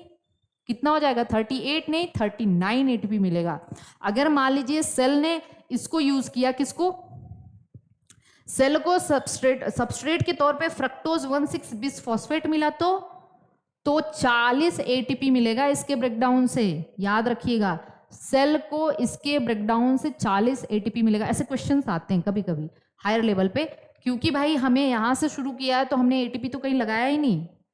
बात समझ रहे हैं ना, हमने या सेल ने कहीं एटीपी लगाया ही नहीं है। 2 एटीपी जो लगा रहे थे तो नेट गेन 4 एटीपी का हो गया। तो जहां 38 बनना था वहां 40 बनेगा। अब आपको एग्जामिनर थोड़ा सा अगर एक अच्छा क्वेश्चन दे कहीं पे भी तो आपको दे देगा कि देखो भाई बताओ कि अगर आपको ग्लिसरॉल्डिहाइड 3 फॉस्फेट रेस्पिरेटरी सबस्ट्रेट के तौर पे यूज करना हो तो क्या होगा। तो वही बात है, तब 40 एटीपी मिलेगा। यहां से शुरू करिए, अगर till the complete breakdown Krebs cycle तक जाइए तो 40 एटीपी तो मिलेगा ना, क्योंकि जो 2 एटीपी हमने वहां लगाया था वो लगाने ही नहीं है, ये ऑलरेडी बना हुआ है। अब यहाँ पायरुविक एसिड से अगर वो सारी चीजें उसको हम बाद में देखेंगे। ये क्या है, पायरुविक एसिड। पायरुविक एसिड के कंप्लीट ब्रेकडाउन से कितना होगा, तो वो हमने आपको बताया था कि 2 के कंप्लीट ब्रेकडाउन से 30 एटीपी मिल, अरे कितना मिल रहा था, 30 मिल रहा था ना, हमने वहां पे बताया हुआ है। तो आगे बाकी इसको हम देखेंगे सारी चीजें। आप इस तरीके के क्वेश्चन भी सॉल्व कर सकते हैं। हालांकि मुझे नहीं लगता कि टीएसटी पीएचडी या फिर इन सब के जो टीचर्स हैं इतने हाई लेवल के क्वेश्चन पूछेंगे, लेकिन फिर भी मैं एक बार बता देना चाहती हूँ कि आप ऐसे सवाल सॉल्व कर सकते हैं। तो ये पूरी कहानी है ग्लाइकोलाइसिस की, ठीक है। चलिए आगे देखते हैं। अब बताइए नेट गेन किसका हुआ है, ये तो चीज़ हमने आपको बता दिया है। चलिए ठीक है, आते हैं नेक्स्ट। ग्लाइकोलाइसिस के बाद अब क्या आता है, ग्लाइकोलाइसिस के बाद आता है लिंक रिएक्शन, है ना। क्या आता है, लिंक रिएक्शन।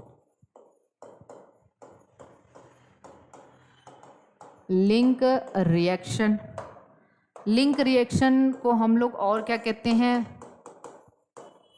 Oxidative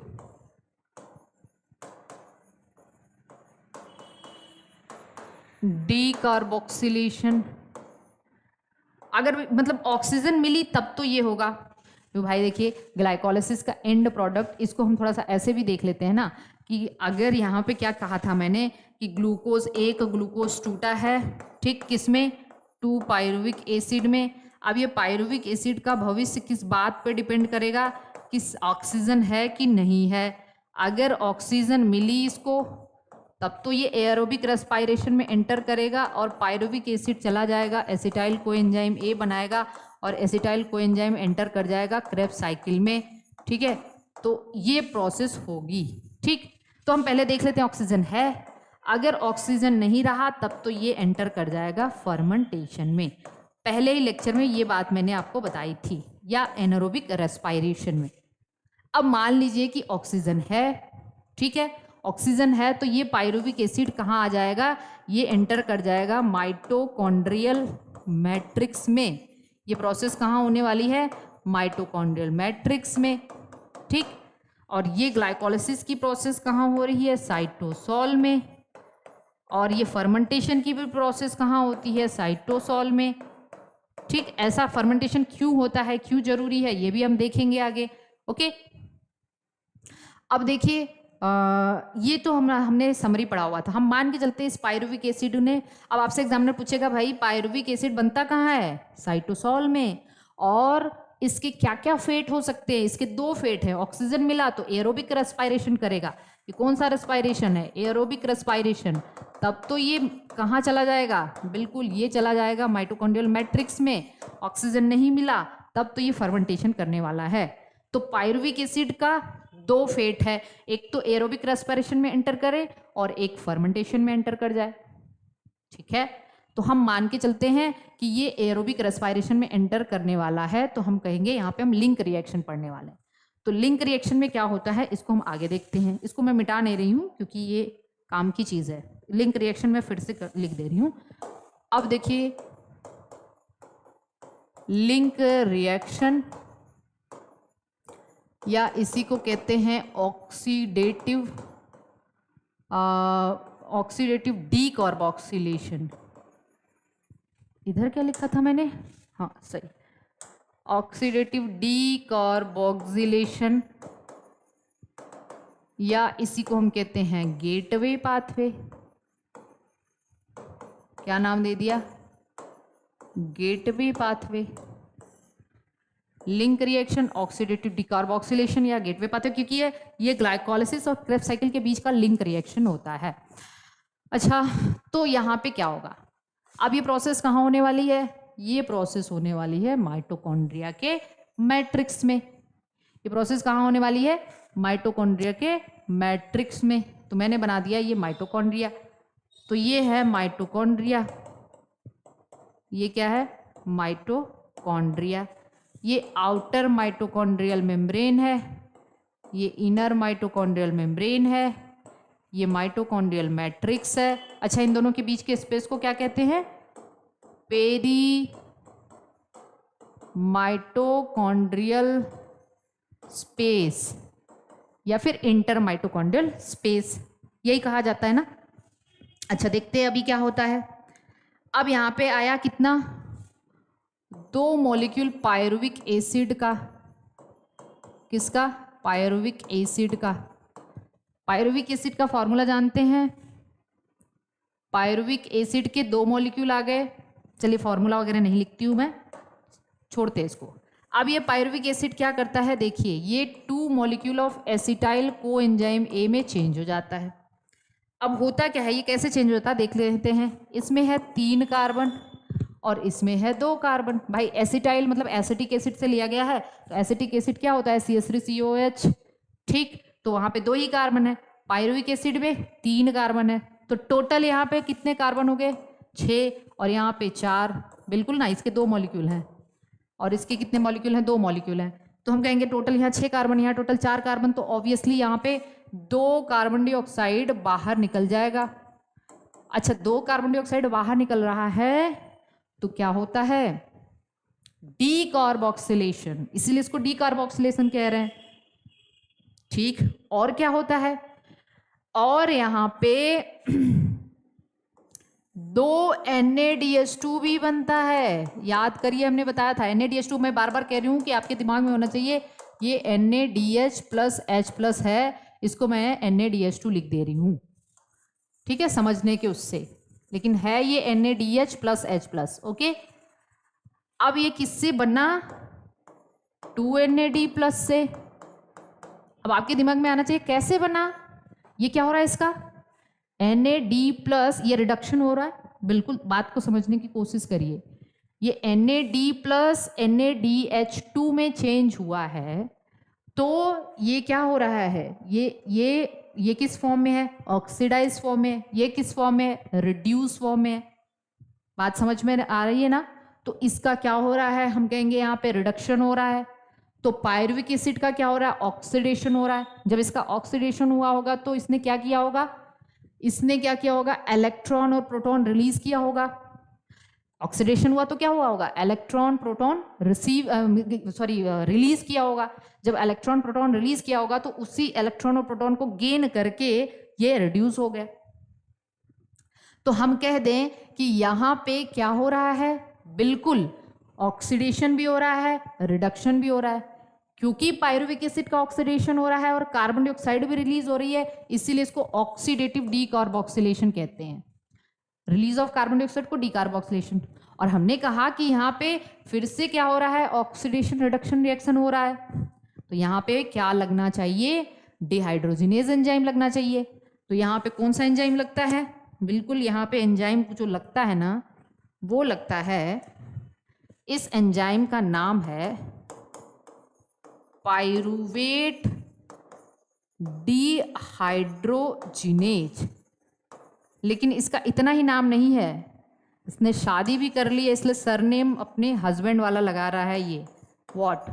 complex. पता नहीं कितने लोग इसके फेवर में होते हैं, मुझे नहीं पता। Pyruvate dehydrogenase complex. इसको हम कॉम्प्लेक्स क्यों कहते हैं?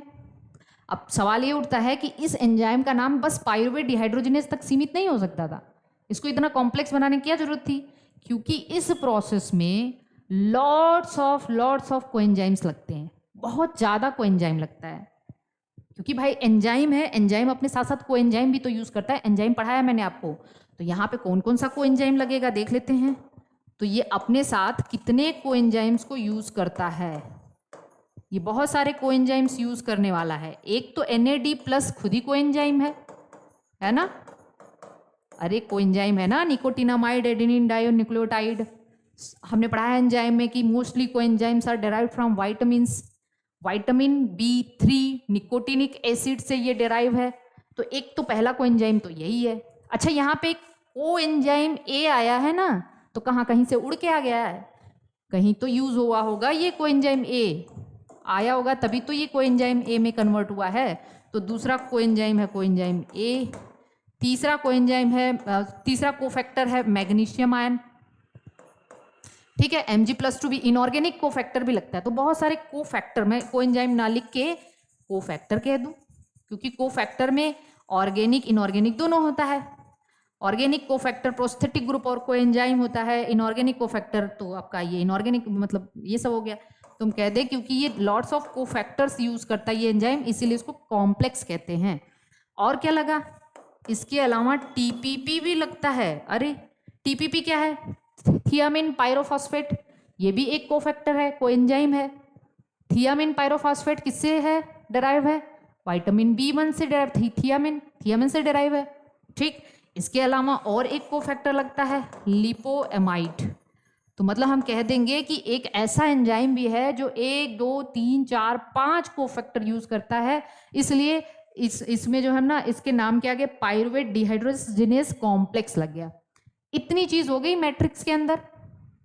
ये पूरी कहानी है ऑक्सीडेटिव डीकार्बोक्सिलेशन की, जिसको हम कहते हैं लिंक रिएक्शन या गेटवे पाथवे। यहां तक तो शायद सबको समझ में आ गया होगा। ये गेटवे पाथवे क्या क्या गेन हुआ है, एकदम पहले वाले लेक्चर में जाइए। देखिए हमने बताया था ना कि जब 2 pyruvic acid 2 acetyl coenzyme A में चेंज होता है तो 2 कार्बन डाइऑक्साइड भी रिलीज होता है, और इस स्टेप पे हमें 2 NADH2 भी प्रोड्यूस मतलब मिलता है। ठीक है, कोई टेंशन नहीं यहाँ तक। आगे चलते हैं नेक्स्ट।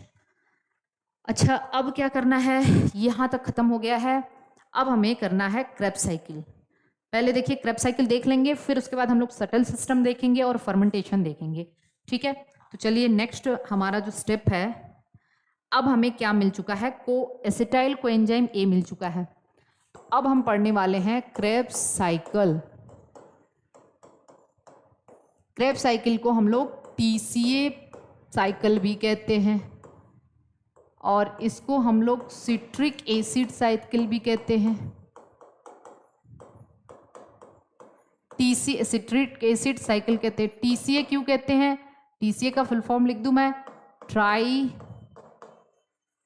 Carboxylic acid cycle.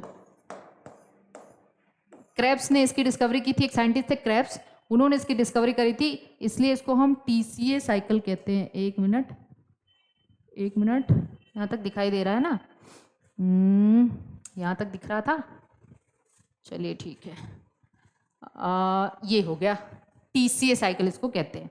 क्यों कहते हैं देखते हैं। अब देखिए क्रेब्स साइकिल में एंटर करने वाला जो मॉलिक्यूल है वो क्या है, एसिटाइल कोएंजाइम A है।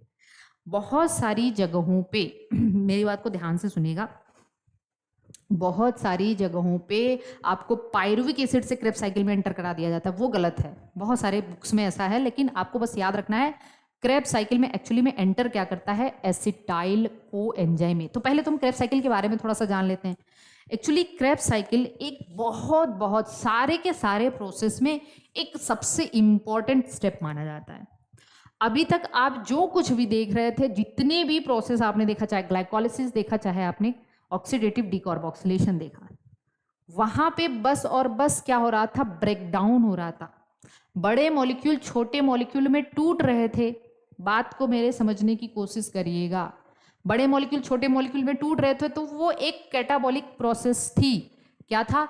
ग्लाइकोलिसिस भी एक कैटाबॉलिक प्रोसेस है, लिंक रिएक्शन भी एक कैटाबॉलिक प्रोसेस है, क्योंकि बड़े मॉलिक्यूल छोटे मॉलिक्यूल में टूटते दिखाई दे रहे थे। यहां पे ऐसा नहीं है। यहाँ पे बड़े मॉलिक्यूल, ये एम्फीबोलिक प्रोसेस। सबसे पहली बात तो ये क्या है, क्रेब्स साइकिल एक एम्फीबोलिक प्रोसेस है, बहुत इंपॉर्टेंट, लिख लीजिएगा। Catabolic as well as anabolic process. हमने कैटाबॉलिज्म और एनाबॉलिज्म पढ़ाया आप लोगों को। Catabolic as well as anabolic process है। ऐसा क्यों और ये इतनी इंपॉर्टेंट स्टेप क्यों है? सबसे इंपॉर्टेंट स्टेप में क्यों माना गया है इसको? सबसे इंपॉर्टेंट स्टेप में क्यों इसको इन्वॉल्व किया गया है? देखिए, क्योंकि चाहे रेस्पिरेटरी सबस्ट्रेट कुछ भी हो, रेस्पिरेटरी सबस्ट्रेट कुछ भी हो, रेस्पिरेटरी सबस्ट्रेट चाहे ग्लूकोज हो, मतलब कार्बोहाइड्रेट हो, कार्बोहाइड्रेट हो, कार्बोहाइड्रेट में मेन शुगर क्या होता है? ग्लूकोज। चाहे वो फैट हो, चाहे वो प्रोटीन हो, सब के सब जो है ना अल्टीमेटली चेंज होने हैं। किसमें? सबके सब चेंज होने हैं एसिटाइल कोएंजाइम ए में। फैट भी चेंज होना है एसिटाइल कोएंजाइम ए में और प्रोटीन भी चेंज होना है एसिटाइल कोएंजाइम में। कैसे? मतलब हम कह सकते हैं acetyl coenzyme A is a common substrate, is a common molecule. देखिए यहां से क्वेश्चन आता है, कॉमन मॉलिक्यूल है ये किसके बीच का? चाहे ग्लूकोज का ब्रेकडाउन हो, चाहे फैट का ब्रेकडाउन हो, चाहे प्रोटीन का ब्रेकडाउन हो, सब के बीच ये कॉमन मॉलिक्यूल है। क्रेब्स साइकिल होनी ही होनी है, एसिटाइल कोएंजाइम ए बनना ही बनना है। अभी देखा ग्लूकोज से कैसे बनेगा, तो हमने देखा कि ये तो एक पायरुविक एसिड बनेगा और पायरुविक एसिड से फिर एसिटाइल कोएंजाइम ए बना ही था, तो ग्लूकोज वाला रिएक्शन तो यहाँ। फैट से एसिटाइल कोएंजाइम ए कैसे बनता है? Beta oxidation. ये सब मैं अभी जब मेटाबॉलिज्म पढ़ाऊंगी ना तो वहां पे भी बताऊंगी, अगले अगले जो चैप्टर होगा उसमें। प्रोटीन से डीएमिनेशन, डीएमिनेशन से एमिनो एसिड, एमिनो एसिड से फिर पायरुविक एसिड, पायरुविक एसिड से फिर एसिटाइल। तो कुल मिला के हमें एसिटाइल कोएंजाइम ए मिलना ही मिलना है। और क्रेब्स साइकिल में एंटर करने वाला मॉलिक्यूल भी क्या होता है? एसिटाइल कोएंजाइम ए होता है। ठीक, तो ये बहुत एम्फीबोलिक क्यों है? क्योंकि ये कैटाबोलिक भी है और एनाबोलिक भी है। ठीक, क्योंकि कैटाबोलिक क्यों है? क्योंकि ब्रेकडाउन बहुत सारे मॉलिक्यूल्स का होता है। एनाबोलिक क्यों है? क्योंकि जितनी भी मेटाबॉलिक हमारी बॉडी में बहुत सारे ऐसे जो सिंथेटिक प्रोसेस होते हैं जिनको बनाने के लिए जो मॉलिक्यूल्स उठाए जाते हैं ये इसी क्रेब्स साइकिल से उठाए जाते हैं। तो इस सिंथेटिक प्रोसेस में क्रेब्स साइकिल के मॉलिक्यूल इन्वॉल्व होते हैं, तो सिंथेटिक प्रोसेस को ही हम एनाबोलिक कहते हैं। ठीक है, और ब्रेकडाउन प्रोसेस को हम लोग कैटाबोलिक प्रोसेस कहते हैं। तो क्रेब्स साइकिल एक एम्फीबोलिक प्रोसेस है, एनाबोलिक और कैटाबोलिक। इतनी बात समझ में आ रही है? थोड़ा सा वेट करिए।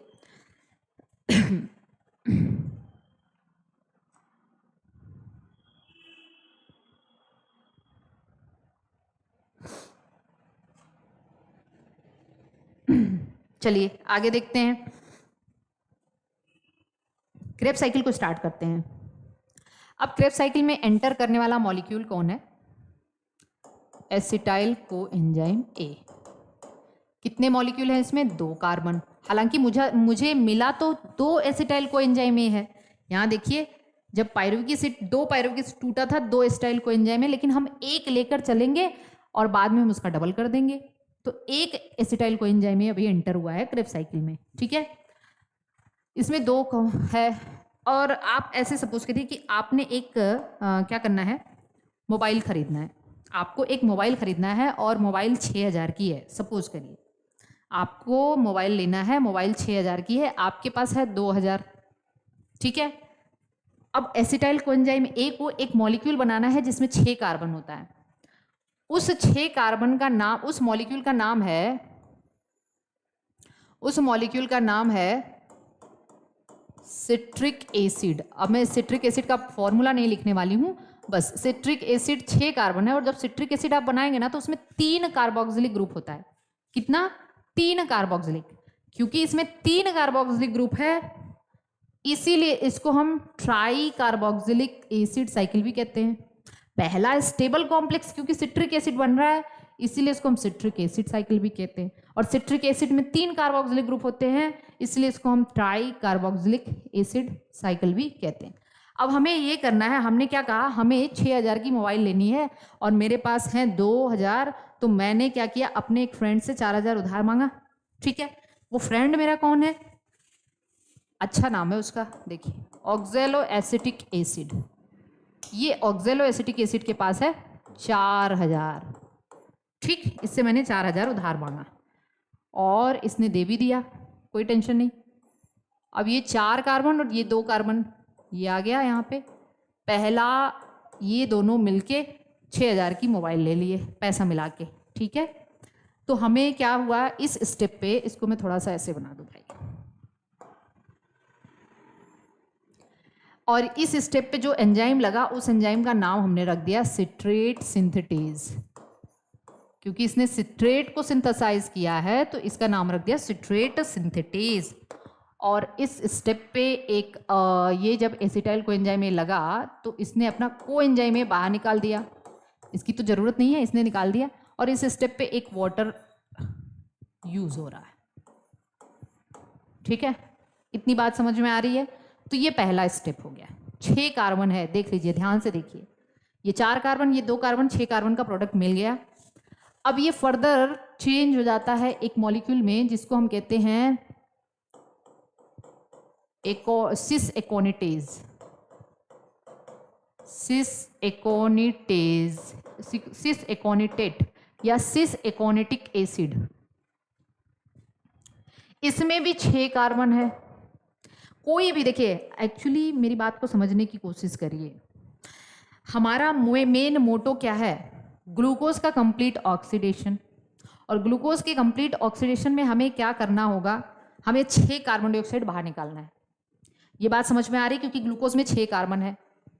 अभी तक 2 कार्बन डाइऑक्साइड बाहर निकल चुका है, कहाँ पे, ऑक्सीडेटिव डीकार्बोक्सिलेशन वाले रिएक्शन में 2 कार्बन डाइऑक्साइड निकला हुआ है, अभी 4 कार्बन डाइऑक्साइड बाहर निकालना है।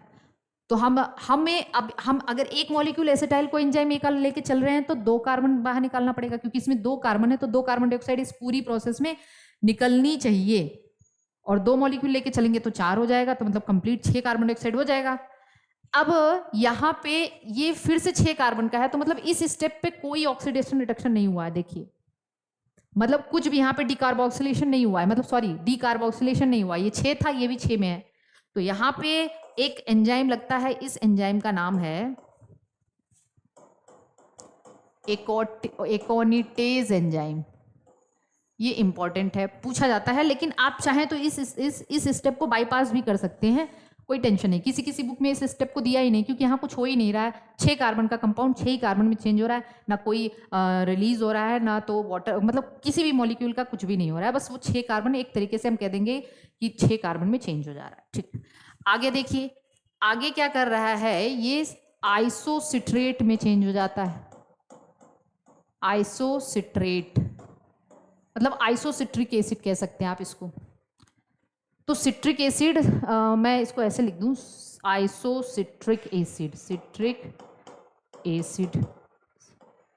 इसमें भी 6 कार्बन है।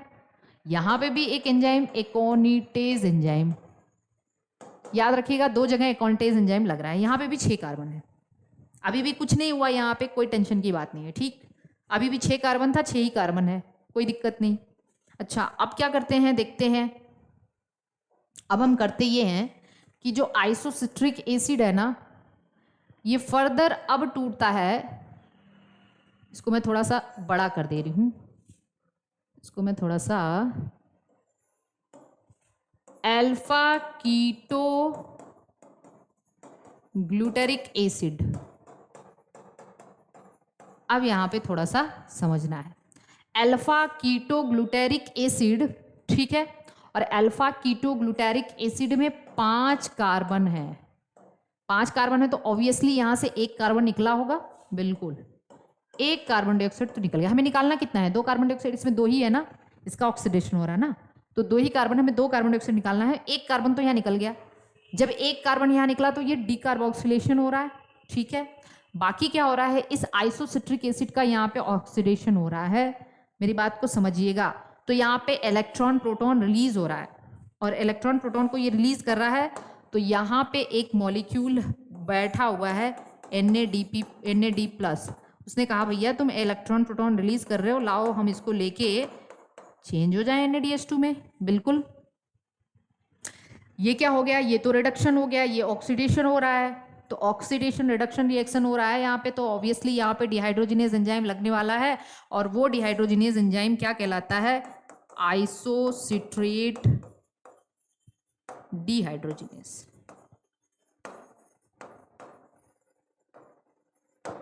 और इस स्टेप को भी हम लोग कह देते हैं कि ये एक ऑक्सीडेटिव डिकार्बोक्सिलेशन है। ये कंप्लीट स्टेप को क्या कहते हैं, ये ऑक्सीडेटिव डिकार्बोक्सिलेशन है। भाई देखिए, ऑक्सीडेटिव डिकार्बोक्सिलेशन का मतलब वही, वैसे यहाँ पे कार्बन डाइऑक्साइड भी निकल रहा है, ऑक्सीडेशन भी हो रहा है, तो ये प्रोसेस क्या है, ऑक्सीडेटिव डिकार्बोक्सिलेशन। ठीक है, इतनी बात सबको समझ में आ गई। अब फर्दर ये 5 कार्बन वाला प्रोडक्ट ध्यान से समझना है, ये फिर चेंज हो जाता है सक्सिनिल कोएंजाइम ए में। ये 4 कार्बन का प्रोडक्ट, कितना, 4 कार्बन का। ऑब्वियसली अगर ये 4 कार्बन का प्रोडक्ट है तो यहाँ पे भी ये 5 का है, तो ये 4 का है, तो यहाँ पे क्या रिलीज होना चाहिए, ऑब्वियसली यहाँ पे कार्बन डाइऑक्साइड रिलीज होगा। ठीक, और ये ऑक्सीडेशन हो रहा है, तो इसने इलेक्ट्रॉन प्रोटॉन रिलीज किया, तो ये भी कम तो है नहीं, यहाँ पे भी NAD+ बैठा हुआ है, इसने इलेक्ट्रॉन प्रोटॉन को ले लिया और NaDH2 बना दिया। 2 जगह देख रहे हैं आप, NaDH2 बन गया है, थोड़ा छोटा हो रहा है लेकिन देख लीजिएगा, 2 जगह NaDH2 बन रहा है। अच्छा देखिए, NaDH2, फिर से हम कहेंगे कि ये तो वही रिएक्शन है, यहाँ पे भी कोई डिहाइड्रोजिनेस टाइप का एंजाइम लगना चाहिए। बिल्कुल, यहाँ पे जो एंजाइम लगेगा उस एंजाइम का नाम है अल्फा, देखिए साइकिल वाइकल बनाने में ना, अल्फा कीटोग्लूटरेट डिहाइड्रोजिनेज, और ये भी एक ऑक्सीडेटिव डिकार्बोक्सिलेशन है। अब मैं एक बात बताने वाली हूँ आपको, आप अगर अभी तक आपको ये बात ना पता हो तो मैं बता दूँ, ये क्रेब्स साइकिल कंप्लीट हो चुका है, क्रेब्स साइकिल का मकसद कंप्लीट हो चुका है। आप कहेंगे अरे ये तो मैम का दिमाग लग रहा है रात में काम नहीं करता क्या, नहीं बिल्कुल मैं बता दूँ आपको, ये क्रेब्स साइकिल कंप्लीट हो चुकी है। तो क्यों, क्योंकि हमारा मकसद था 2 कार्बन डाइऑक्साइड को बाहर निकालना, और 2 कार्बन डाइऑक्साइड निकल चुका है, क्रेब्स साइकिल इज कंप्लीटेड। ठीक, क्योंकि 1 कार्बन डाइऑक्साइड यहाँ निकल चुका है, 1 कार्बन डाइऑक्साइड यहाँ निकल चुका है। लेकिन आपको पता है कभी किसी ने साथ दिया था, पता है किसने, 4000 रुपये दिए थे किसी ने, हमारे 2000 तो निकल गए, हमने जो भी मोबाइल, मान लीजिए हमने कोई बिजनेस ही किया था या कुछ भी किया था, हमें 6 लाख की ज़रूरत थी, हमने 2 लाख मेरे पास थे, मैंने 4 लाख अपने फ्रेंड से लिया था, तो 2 लाख तो मेरा निकल गया, लेकिन 4 लाख फ्रेंड का जो देना है उसको क्या करेंगे हम, ऑब्वियसली उसके लिए तो अभी आगे चलना पड़ेगा ना, उस बिजनेस को हमें आगे एक्सटेंड करना पड़ेगा, तो 4 लाख को हमें उधार चुकाना है, तो ये जाएगा, ये उधार चुकाएगा इसका, इसलिए इसको आगे चलना पड़ेगा 4 कार्बन को। ठीक, तो इसको ये ध्यान में रखना होगा कि अब एक पैसे भी यहाँ से नहीं उठने चाहिए, 1 रुपये भी यहाँ से नहीं उठने चाहिए। मेरी बात समझ में आ रही है, मतलब एक भी कार्बन खत्म नहीं होना चाहिए, इसलिए अब जितने भी मॉलिक्यूल बनेंगे सब में 4 4 4 4 4 बनने चाहिए। ओके, अब क्या होता है देखिए, ये देखिए क्या है, सक्सिनिल कोएंजाइम ए ना चेंज होता है फर्दर सक्सिनिक एसिड में, लेकिन इसको इस बात का ध्यान रखना है 4 से 3 ना होने पावे। ठीक, तो इसमें भी 4 कार्बन है, 4 कार्बन बनाएगा ये, लेकिन आगे अगर हम उधार चुकाने के लिए हम आगे जाएंगे तो क्या हम अपना फ़ायदा नहीं देखेंगे, हमें भी तो कुछ चाहिए ना, कि हमने अपना जो एक्सपेंस था वो उसको तो निकाल लिया, लेकिन अगर हम अपने फ्रेंड का खर्चा जो उधार लिए हैं उसको चुकाने के लिए हमें आगे चलना है, तो हम चाहेंगे हमारा भी कुछ फ़ायदा हो। तो यहाँ पे इसके दिमाग में चल रहा होता कि अपना भी कुछ फ़ायदा होना चाहिए, नहीं तो इतना दूर जाना बहुत खलेगा, लेते टाइम खला नहीं वो अलग बात है। अब ये क्या करेगा, सक्सिनिल कोएंजाइम ए ना यहाँ पे एक एंजाइम यूज करेगा, उस एंजाइम का नाम है थायोकाइनेज, और ये एक ADP से एक ATP बनाएगा यहाँ पे, कोएंजाइम ए की हेल्प से, ठीक है। ये कोएंजाइम ए निकल जाएगा एक्चुअली यहाँ पे। इस स्टेप पे एक एटीपी बनती है। आपसे पूछा जाता है क्रेब्स साइकिल की वो स्टेप बताओ जहां पे एटीपी बनता है, और ये एटीपी क्या है, एसएलपी है, डायरेक्ट सबस्ट्रेट से बन रहा है। तो ये सबस्ट्रेट लेवल फास्फोराइलेशन है। सक्सिनिल कोएंजाइम ए से सक्सिनिक एसिड बन गया। लेकिन इस बात का पूरा ख्याल रखा जा रहा है कि 4 लाख रुपए बचने चाहिए, मतलब कार्बन के नंबर में कोई कमी नहीं आनी चाहिए। एसएलपी, ओके, एक एटीपी, अपने को भी फायदा हुआ, ठीक है। आगे चलते हैं। अब ये सक्सिनिक एसिड चेंज हो जाएगा फ्यूमरिक एसिड में। अगेन उस बात का ध्यान रखना है कि हमें 4 ही कार्बन वाला प्रोडक्ट चाहिए, तो इसमें भी 4 कार्बन है। फ्यूमरिक एसिड अगेन चेंज हो जाएगा मैलिक एसिड में। इस बार भी इस बात का ख्याल रखा गया है कि इस मॉलिक्यूल में भी 4 ही कार्बन चाहिए। अच्छा, ठीक है, दिख रहा है ना, हाँ, यहाँ पे भी 4 कार्बन है और ये रीजनरेट कर देगा इसको, ठीक है। अब देखिए है क्या यहाँ पे, क्या क्या हो रहा है। अच्छा, इस स्टेप पे जब सक्सिनिक एसिड फ्यूमरिक एसिड में चेंज हो रहा था ना, तो इस स्टेप पे एक FADH2 बनता है। FAD प्लस क्या बना देता है, FADH2, ठीक है। और यहाँ पे जो एंजाइम यूज होता है वो तो एग्जामिनर का फेवरेट एंजाइम है, और उस एंजाइम का नाम है, इस एंजाइम का नाम है, अरे सक्सिनेट, इस एंजाइम का नाम है सक्सिनेट डिहाइड्रोजिनेज एंजाइम। अच्छा, आप कहोगे ऐसा क्यों कि एग्जामिनर का फेवरेट क्यों है, तो इससे बहुत सारी यादें जुड़ी हुई हैं एग्जामिनर की, बताते हैं अभी, ठीक।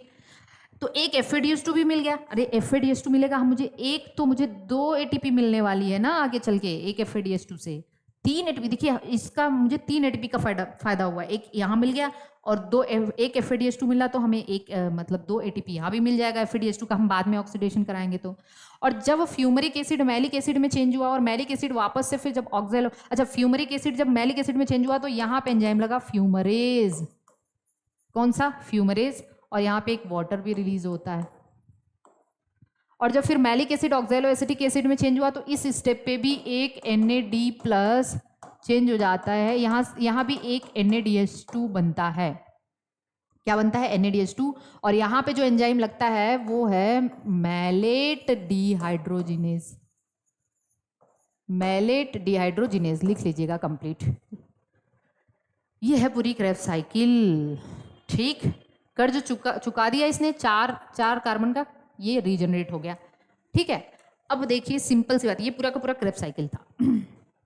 मेरी बात को समझने की कोशिश करना है अब, कि मैंने कहा कि ये क्रेब्स साइकिल है,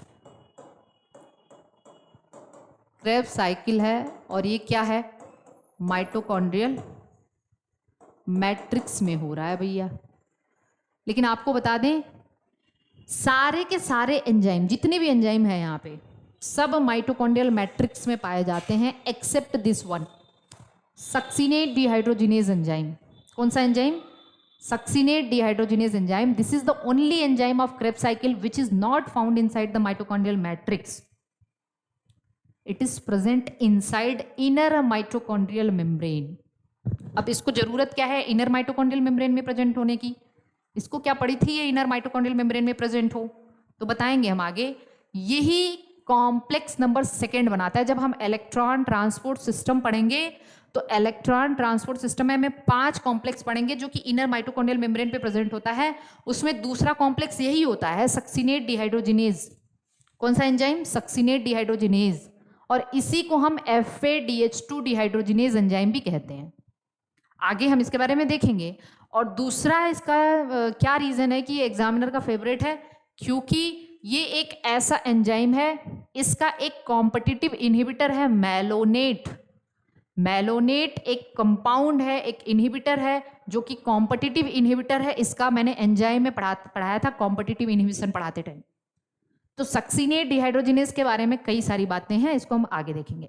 लेकिन क्या ये क्रेब्स साइकिल, अगर ग्लाइकोलाइसिस हो रहा है, मेरी बात को ध्यान से सुनिएगा, एक ग्लूकोज का ग्लाइकोलाइसिस हो रहा है, तो इस तरीके की क्रेब्स साइकिल कितनी बार चलनी चाहिए? 2 बार, क्योंकि 2 एसिटाइल कोएंजाइम में रिलीज हुआ है।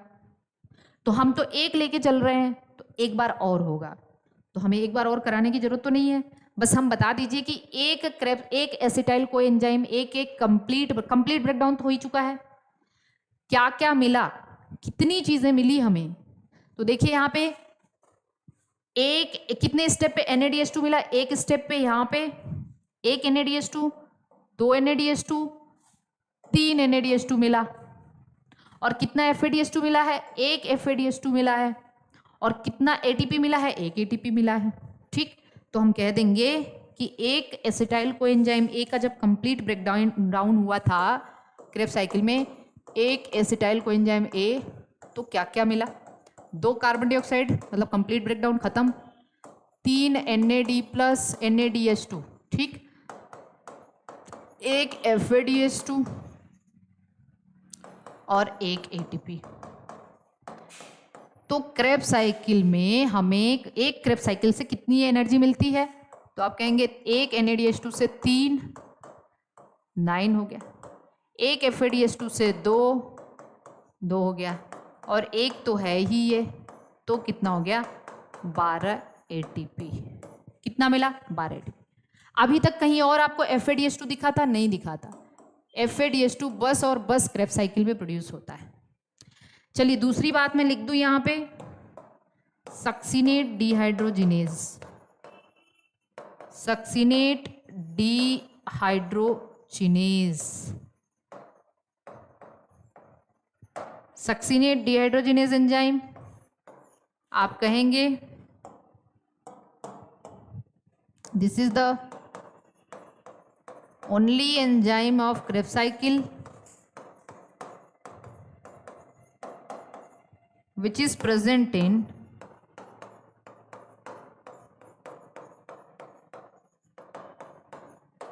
inner mitochondrial membrane। कहाँ पे? inner mitochondrial membrane। दूसरी चीज आप कहेंगे this is also called as FADH2 dehydrogenase enzyme, या फिर कॉम्प्लेक्स सेकेंड, इसी को हम कॉम्प्लेक्स सेकेंड भी कहते हैं। आगे देखेंगे और भी बहुत सारे नाम है इसके। और दूसरी चीज कॉम्पिटिटिव इनहिबिटर, इसका क्या है? Competitive inhibitor of succinate dehydrogenase is malonate. क्या है? Malonate. I hope it is clear to all of you. Krebs cycle, glycolysis और ये सारी चीजें आपको समझ में आ चुकी होंगी, कोई दिक्कत नहीं होगी यहाँ तक। ओके चलिए फिर नेक्स्ट, अभी कितना बचा? 10:15। अच्छा अब चलते हैं, ये तो क्रेब्स साइकिल हो गया, यहाँ तक कोई टेंशन की बात नहीं है। अब कौन कौन से स्टेप, ये सारी चीज़ें यहाँ से देखिए आप, बहुत कुछ कितनी जगह डिहाइड्रोजिनेज एंजाइम यूज़ हुआ है, तो आप कहेंगे एक जगह आइसोसिट्रेट डिहाइड्रोजिनेज, एक जगह अल्फा कीटोग्लूटारेट डिहाइड्रोजिनेज, एक जगह जो है ना ये सक्सिनेट डिहाइड्रोजिनेज, और एक जगह मैले डिहाइड्रोजिनेज, 4 जगह डिहाइड्रोजिनेज एंजाइम यूज़ हुआ है। ओके, और SLP कितनी जगह हुआ है? केवल एक जगह हुआ है। ठीक है, तो हम कहेंगे कि पूरे के पूरे एरोबिक रेस्पिरेशन में SLP कितनी जगह हुआ, या कितने ATP SLP से कितने ATP मिले हैं SLP से? तो आप कहेंगे कि पूरा नेट ग्लाइकोलाइसिस में नेट गेन 2 ATP का था, और क्रेब्स साइकिल में 2 ATP का है। क्यों? क्योंकि क्रेब्स साइकिल में हमें 2 एसिटाइल कोएंजाइम लेके चलना है, समझ रहे हैं? तो 4 ATP का SLP से मिलती है, बाकी सब फिर इलेक्ट्रॉन ट्रांसपोर्ट सिस्टम, जो डायरेक्ट एनर्जी है 4 ATP है। इनडायरेक्ट एनर्जी के बारे में हमने आपको बताया था, कौन? NADH और FADH2 के फॉर्म में है। पूरा मैंने एनर्जी कैलकुलेशन पहले लेक्चर में कराया था, ठीक है ना, कैसे होगा ये सारी चीज़ें। अब हम आ जाते हैं, अब तो हमें ये पता चल चुका है कि ग्लाइकोलाइसिस और क्रेब्स साइकिल और ये सारी चीज़ों से हमें कितना कितना एनर्जी मिल चुका है, ये बात हमें पता है। अब हम इलेक्ट्रॉन ट्रांसपोर्ट सिस्टम पढ़ने वाले हैं। लेकिन इलेक्ट्रॉन ट्रांसपोर्ट सिस्टम, क्योंकि देखिए एनर्जी कितनी मिली, अभी तो हम एक बार फिर से एनर्जी के बारे में आपको बता दें ताकि आप एकदम पूरा क्लियर ही हो जाए। तो दो तरीके की एनर्जी हमने बताई थी, एक हमें डायरेक्ट एनर्जी मिली है, direct energy via SLP,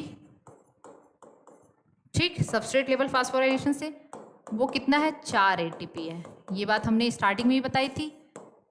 2 ATP किससे मिली है, 2 एटीपी हमें ग्लाइकोलिसिस में मिली है, किसमें,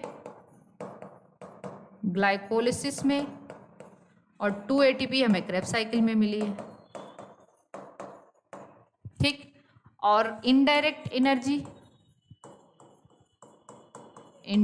एनर्जी कैलकुलेशन भी हमने किया था।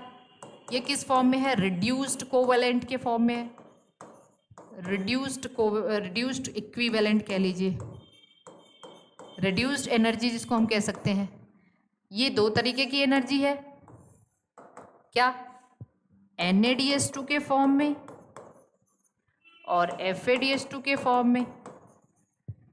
NaDH2 में भी हमने कहा था टोटल कितना NaDH2 था, 10, टोटल 10 NaDH2 मिले थे ना ग्लाइकोलिसिस से लेके क्रेब्स साइकिल तक।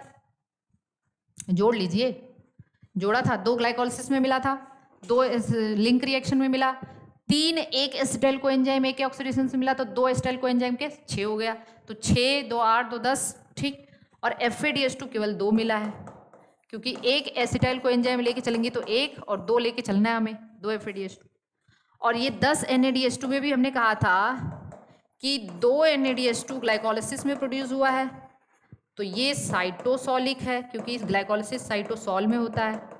और बाकी के बाकी 8 NaDH2 कहाँ पे प्रोड्यूस हुए हैं, 8 NaDH2 लिंक रिएक्शन वाला और क्रेब्स साइकिल वाला, ये माइटोकॉन्ड्रियल मैट्रिक्स वाला है, यही ना। और 2 FADH2 कहाँ प्रोड्यूस हुआ है, माइटोकॉन्ड्रियल मैट्रिक्स में, किसके दौरान, क्रेब्स साइकिल के दौरान, ठीक है। ये है पूरा एनर्जी, यही बात बताई थी मैंने। और ये लिंक रिएक्शन और क्रेब्स साइकिल दोनों मिला के है,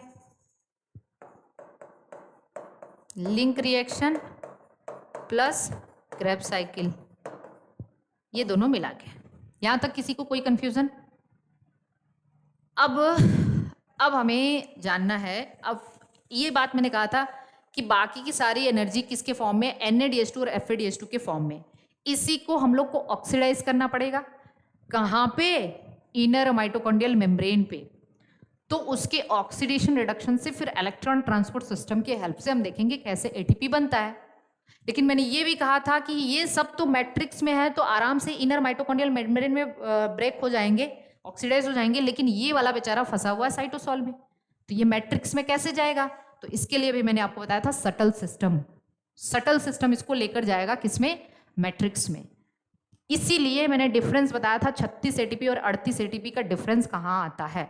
तो सटल सिस्टम भी हम पढ़ेंगे बाद में, लेकिन अब हम बिफोर इलेक्ट्रॉन ट्रांसपोर्ट सिस्टम, मतलब इलेक्ट्रॉन ट्रांसपोर्ट सिस्टम पढ़ने से पहले हम थोड़ा सा फर्मेंटेशन पढ़ लेते हैं कि अगर पायरुविक एसिड को ऑक्सीजन नहीं मिला तो क्या हुआ।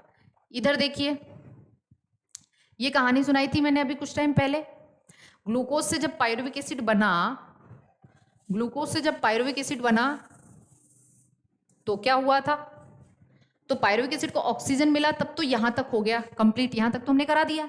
लेकिन अगर इस पायरुविक एसिड को ऑक्सीजन नहीं मिला तब क्या करेगा, ये फर्मेंटेशन करना शुरू कर देगा। और फर्मेंटेशन कहाँ होती है देख लेते हैं।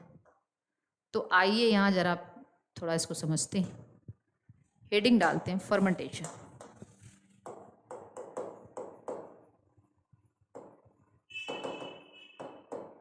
This is fermentation. Actually fermentation को जाइमोसिस भी कहते हैं। क्यों कहते हैं, ये सब हम लोग ईस्ट वगैरह पढ़ेंगे तब। अभी इस लेवल पे इसको एकदम भरता नहीं बनाना, इसका बस काम भर का समझना है, और जितना चीज़ें पढ़नी है वो मैं खुद करा रही हूँ। देखिए फर्मेंटेशन, इसको जाइमोसिस भी कहते हैं क्योंकि जाइमेज एंजाइम के प्रेजेंस में बुशनर ने सबसे पहले फर्मेंटेशन देखा था ईस्ट में, तो हम उसको जाइमोसिस भी कहते हैं। ये छोड़ देंगे, आगे देखेंगे।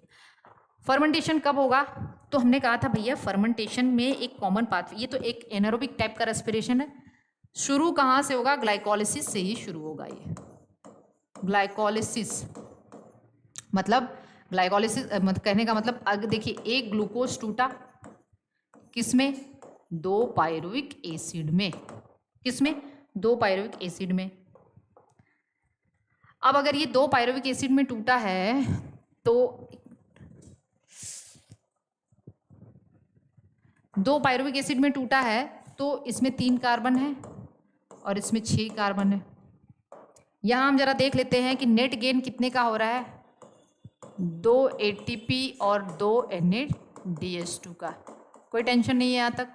और ये पूरी प्रोसेस कहाँ हो रही है, साइटोसॉल में हो रही है। और ये प्रोसेस है क्या, एक्चुअली में ग्लाइकोलिसिस है। अब इस फर्मेंट, ये पायरुविक एसिड देखेगा इधर उधर ऑक्सीजन है कि नहीं है, नहीं है ऑक्सीजन, तो अब इसकी मजबूरी है ये एंटर कर गया, ऑक्सीजन नहीं है देखिए यहाँ पे, इन एब्सेंस ऑफ ऑक्सीजन, तो ये एंटर कर गया फर्मेंटेशन में। फर्मेंटेशन भी 2 तरीके का बताया मैंने, एक क्या, लैक्टिक एसिड, और एक पायरुविक एसिड का फॉर्मूला मुझे याद आ रहा है CH3COOH, यही है ना।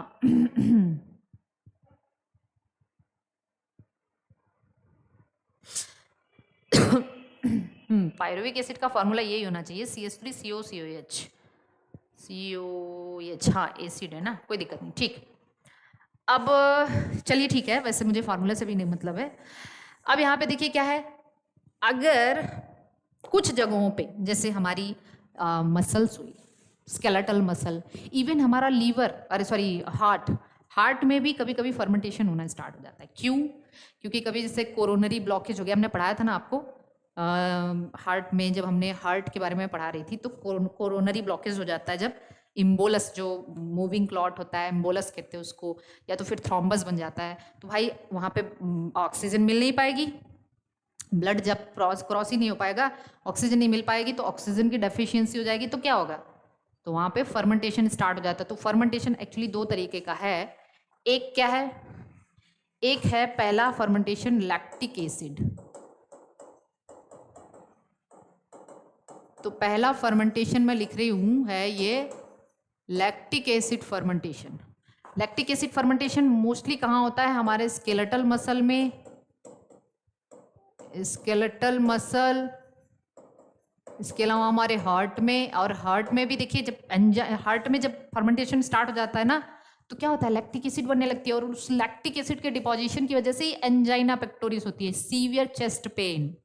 एंजाइना पेक्टोरिस पढ़ाया मैंने, severe chest pain due to the deposition of lactic acid because of blockage of coronary artery, और यू कैन से कि वहाँ पे थ्रोम्बस या एम्बोलस की वजह से ऑक्सीजन सप्लाई नहीं मिल पा रही, इसलिए वहाँ पे ग्लूकोज का एनारोबिक ऑक्सीडेशन होना शुरू हो जाता है, और वो पायरुविक एसिड लैक्टिक एसिड में कन्वर्ट हो जाता है, और लैक्टिक एसिड के डिपोजिशन की वजह से एंजाइना पेक्टोरिस होता है। जब हम विग्रस एक्सरसाइज कर रहे होते हैं, हमारी मसल्स लगातार काम कर रही होती है, उस वक्त भी ऑक्सीजन डेफिशिएंसी हो जाती है, तो भी हमारा जो ग्लूकोज है एनारोबिकली ऑक्सीडाइज होने लगता है, और पायरुविक एसिड फिर लैक्टिक एसिड में कन्वर्ट हो जाता है, और लैक्टिक एसिड की वजह से फटीग होती है। बात समझ में आ रही है?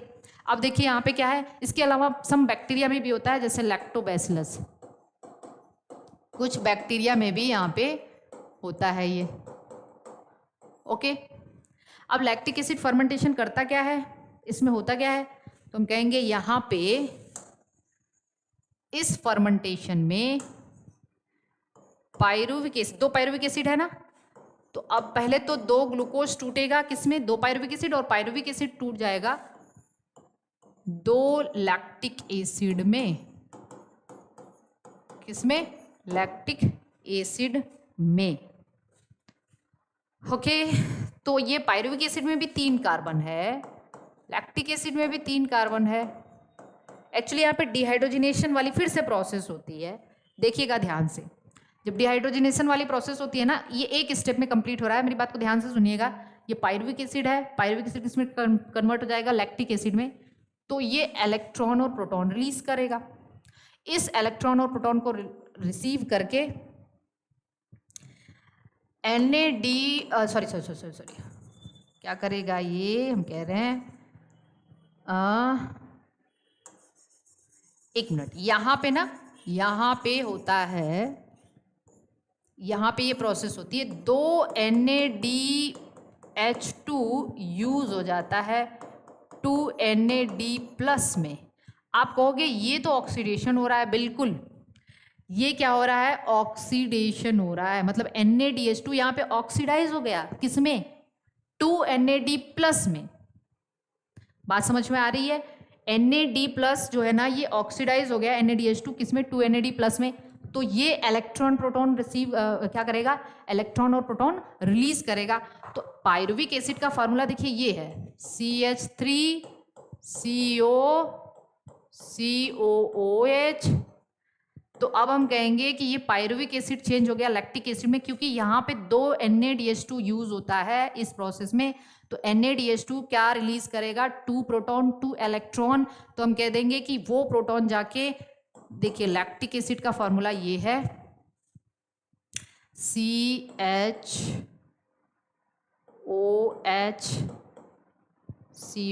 कुछ ऐसे ही है शायद। बिल्कुल ये लैक्टिक एसिड है।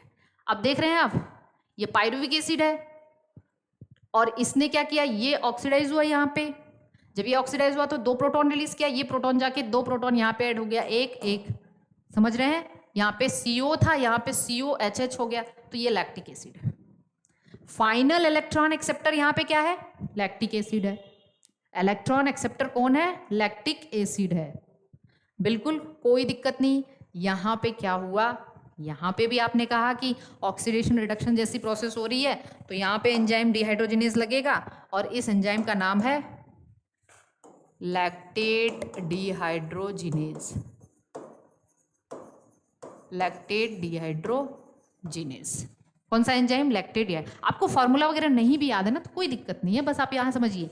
अब एक बात समझिए, मेरी बात ध्यान से, ये प्रोसेस यहाँ से स्टार्ट हुई है ना, glucose pyruvic acid lactic acid. तो नेट गेन किसका हुआ था यहाँ पे, 2 ATP 2 NaDH2 का। जो NaDH2 यहाँ बना था यहाँ यूज हो गया, तो हम कहेंगे टोटल नेट गेन तो हमें 2 ATP का ही मिल रहा है। तो कुल मिला के हमें इस पूरी की पूरी प्रोसेस में 2 ATP ही मिल रही है। क्या जरूरत है इसको कराने की, बताइए, क्या जरूरत है भाई इसको कराने की। नेट गेन हमें जब 2 ही ATP का 2 NaDH2 खत्म कर देना है। समझिए मेरी बात को ध्यान से, ये होना भी बहुत जरूरी है। क्यों, क्योंकि ग्लाइकोलिसिस वाला NaDH2 चला जाता है अंदर, कहाँ पे, सटल सिस्टम में। और एक बात बताइए कि ग्लाइकोलिसिस होने के लिए NAD+ चाहिए साइटोसॉल के अंदर, क्योंकि भाई NAD+ रहेगा तभी तो NaDH2 बनाएगा। तो बस NaDH2 बनता रहेगा तो NAD+ कहाँ से आएगा।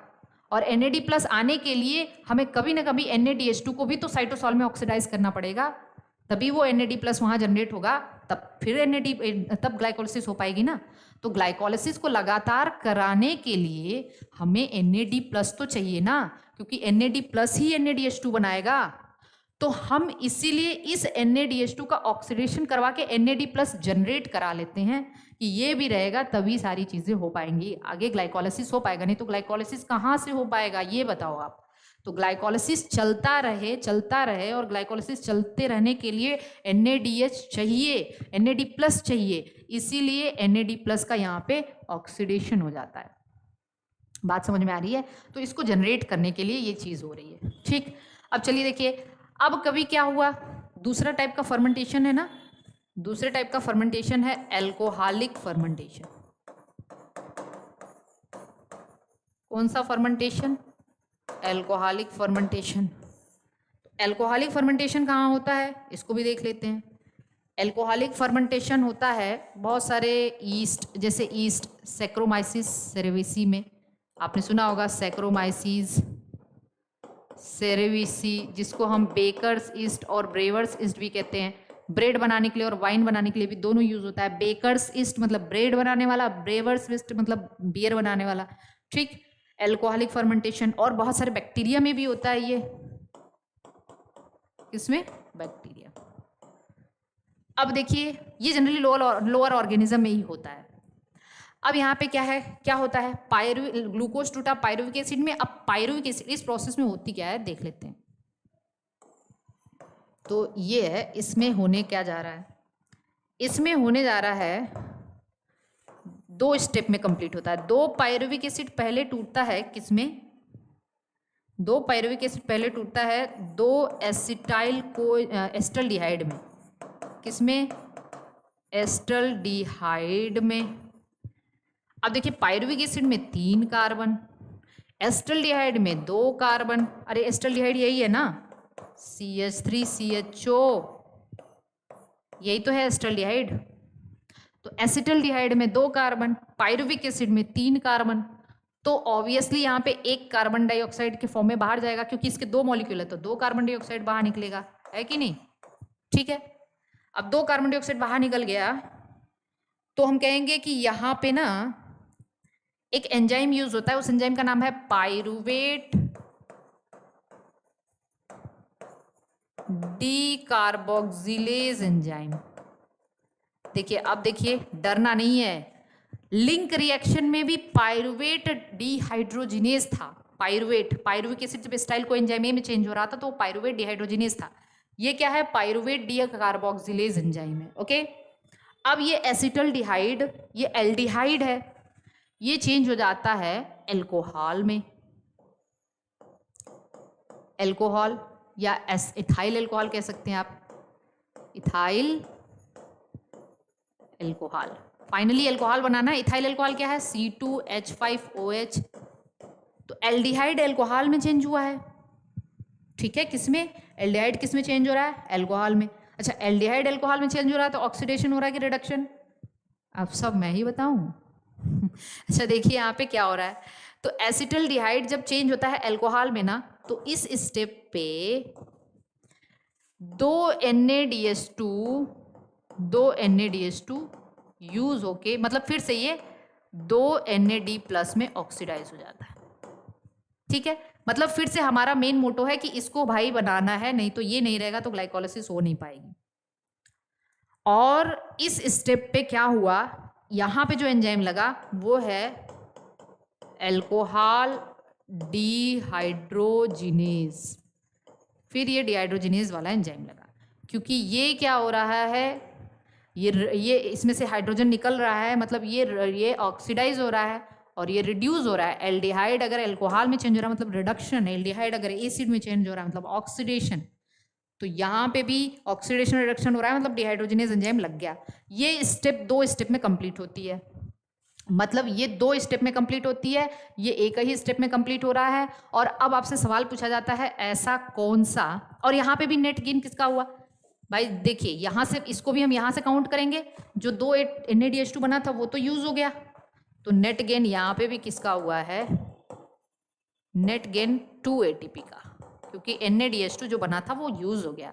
तो कुल मिला के हमने कहा था कि फर्मेंटेशन या एनारोबिक रेस्पिरेशन में नेट गेन हमें केवल 2 ATP का मिलता है। कितने का? 2 ATP का मिलता है, ठीक है।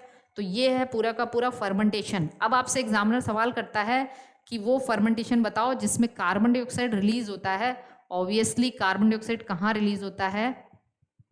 एल्कोहलिक फर्मेंटेशन में। किसमें? एल्कोहलिक फर्मेंटेशन में। एल्कोहलिक फर्मेंटेशन कहाँ कहाँ होता है? जैसे आपने एक बैक्टीरिया है प्रोपियोनी बैक्टीरियम शार्मनी, ठीक है ना। प्रोपियोनी बैक्टीरियम शार्मनी वो चीज़ बनाने के लिए यूज़ होता है। चीज़ देखा होगा आपने, उसमें बड़े बड़े होल होते हैं और वो bacteria large amount of carbon dioxide release करता है। क्यों? क्योंकि वो यही फर्मेंटेशन करता है और फर्मेंटेशन की वजह से कार्बन डाइऑक्साइड रिलीज होता है और उस कार्बन डाइऑक्साइड की वजह से वहाँ पे होल हो जाता है। अच्छा, ब्रेड में होल क्यों होता है? ऑब्वियसली कार्बन वहाँ पे ब्रेड के अंदर सैक्रोमाइसिस सेरेविसी ईस्ट होता है और यही फर्मेंटेशन करता है। कौन सा फर्मेंटेशन? एल्कोहलिक। और फाइनली उसमें कार्बन डाइऑक्साइड प्रोड्यूस होगा, तो कार्बन डाइऑक्साइड गैस की वजह से वहाँ पे क्या हो जाता है? बिल्कुल होल हो जाता है, छेद हो जाता है ना। ब्रेड में छेद इसी वजह से होता है। जब रात में हम लोग क्या वो डो बोलते हैं ना, जो कभी जलेबी बनाना हुआ, कभी डोसा बनाना हुआ, तो जो रात में हम लोग डो बनाते हैं वो सुबह तक स्वेल क्यों कर जाता है? फूल जाता है, पफी अपीयरेंस क्यों हो जाता है उसका? बिकॉज ऑफ दिस फर्मेंटेशन, ठीक है। तो ये सारी चीज़ें क्योंकि कार्बन डाइऑक्साइड वहाँ पे प्रोड्यूस होता है, तो एल्कोहलिक फर्मेंटेशन। तो आज हम बस करते हैं, कल फिर इसको हम कंटिन्यू करेंगे और मोस्ट प्रोबेबली कल मैं इसको ख़त्म कर दूंगी। कल हम लोग इलेक्ट्रॉन ट्रांसपोर्ट सिस्टम पढ़ेंगे, बहुत इंटरेस्टिंग है। और हम लोग ट्रिपल पी पाथवे पढ़ेंगे, पेंटोज फास्फेट जो पाथवे है, और उसके बाद जिसको हम हेक्सोस शंट भी कहते हैं। और इसके अलावा इसके अलावा हम क्या पढ़ेंगे, रेस्पिरेटरी कोटेंट वगैरह देखेंगे, और क्या पढ़ेंगे, हाँ शटल सिस्टम पढ़ेंगे, और ये सारी चीज़ें सम अप करेंगे सारी चीज़ों को। ठीक, तो आज ये है पूरा, इसको देख लेते हैं एक बार, हमने क्या बताया इसको समझिए। और जो पहला वाला लेक्चर है ना उसको जरूर देखिएगा, वो देख लेंगे तो सारी चीज़ें क्लियर हो जाएंगी। ये ग्लाइकोलाइसिस हमने बताया कौन कौन से स्टेप पे क्या क्या बनता है, क्वेश्चन सॉल्व होने से मतलब है, बाकी बहुत उथा पोथा लिखने की ज़रूरत नहीं है, बस क्वेश्चन सॉल्व होने चाहिए। ओके, और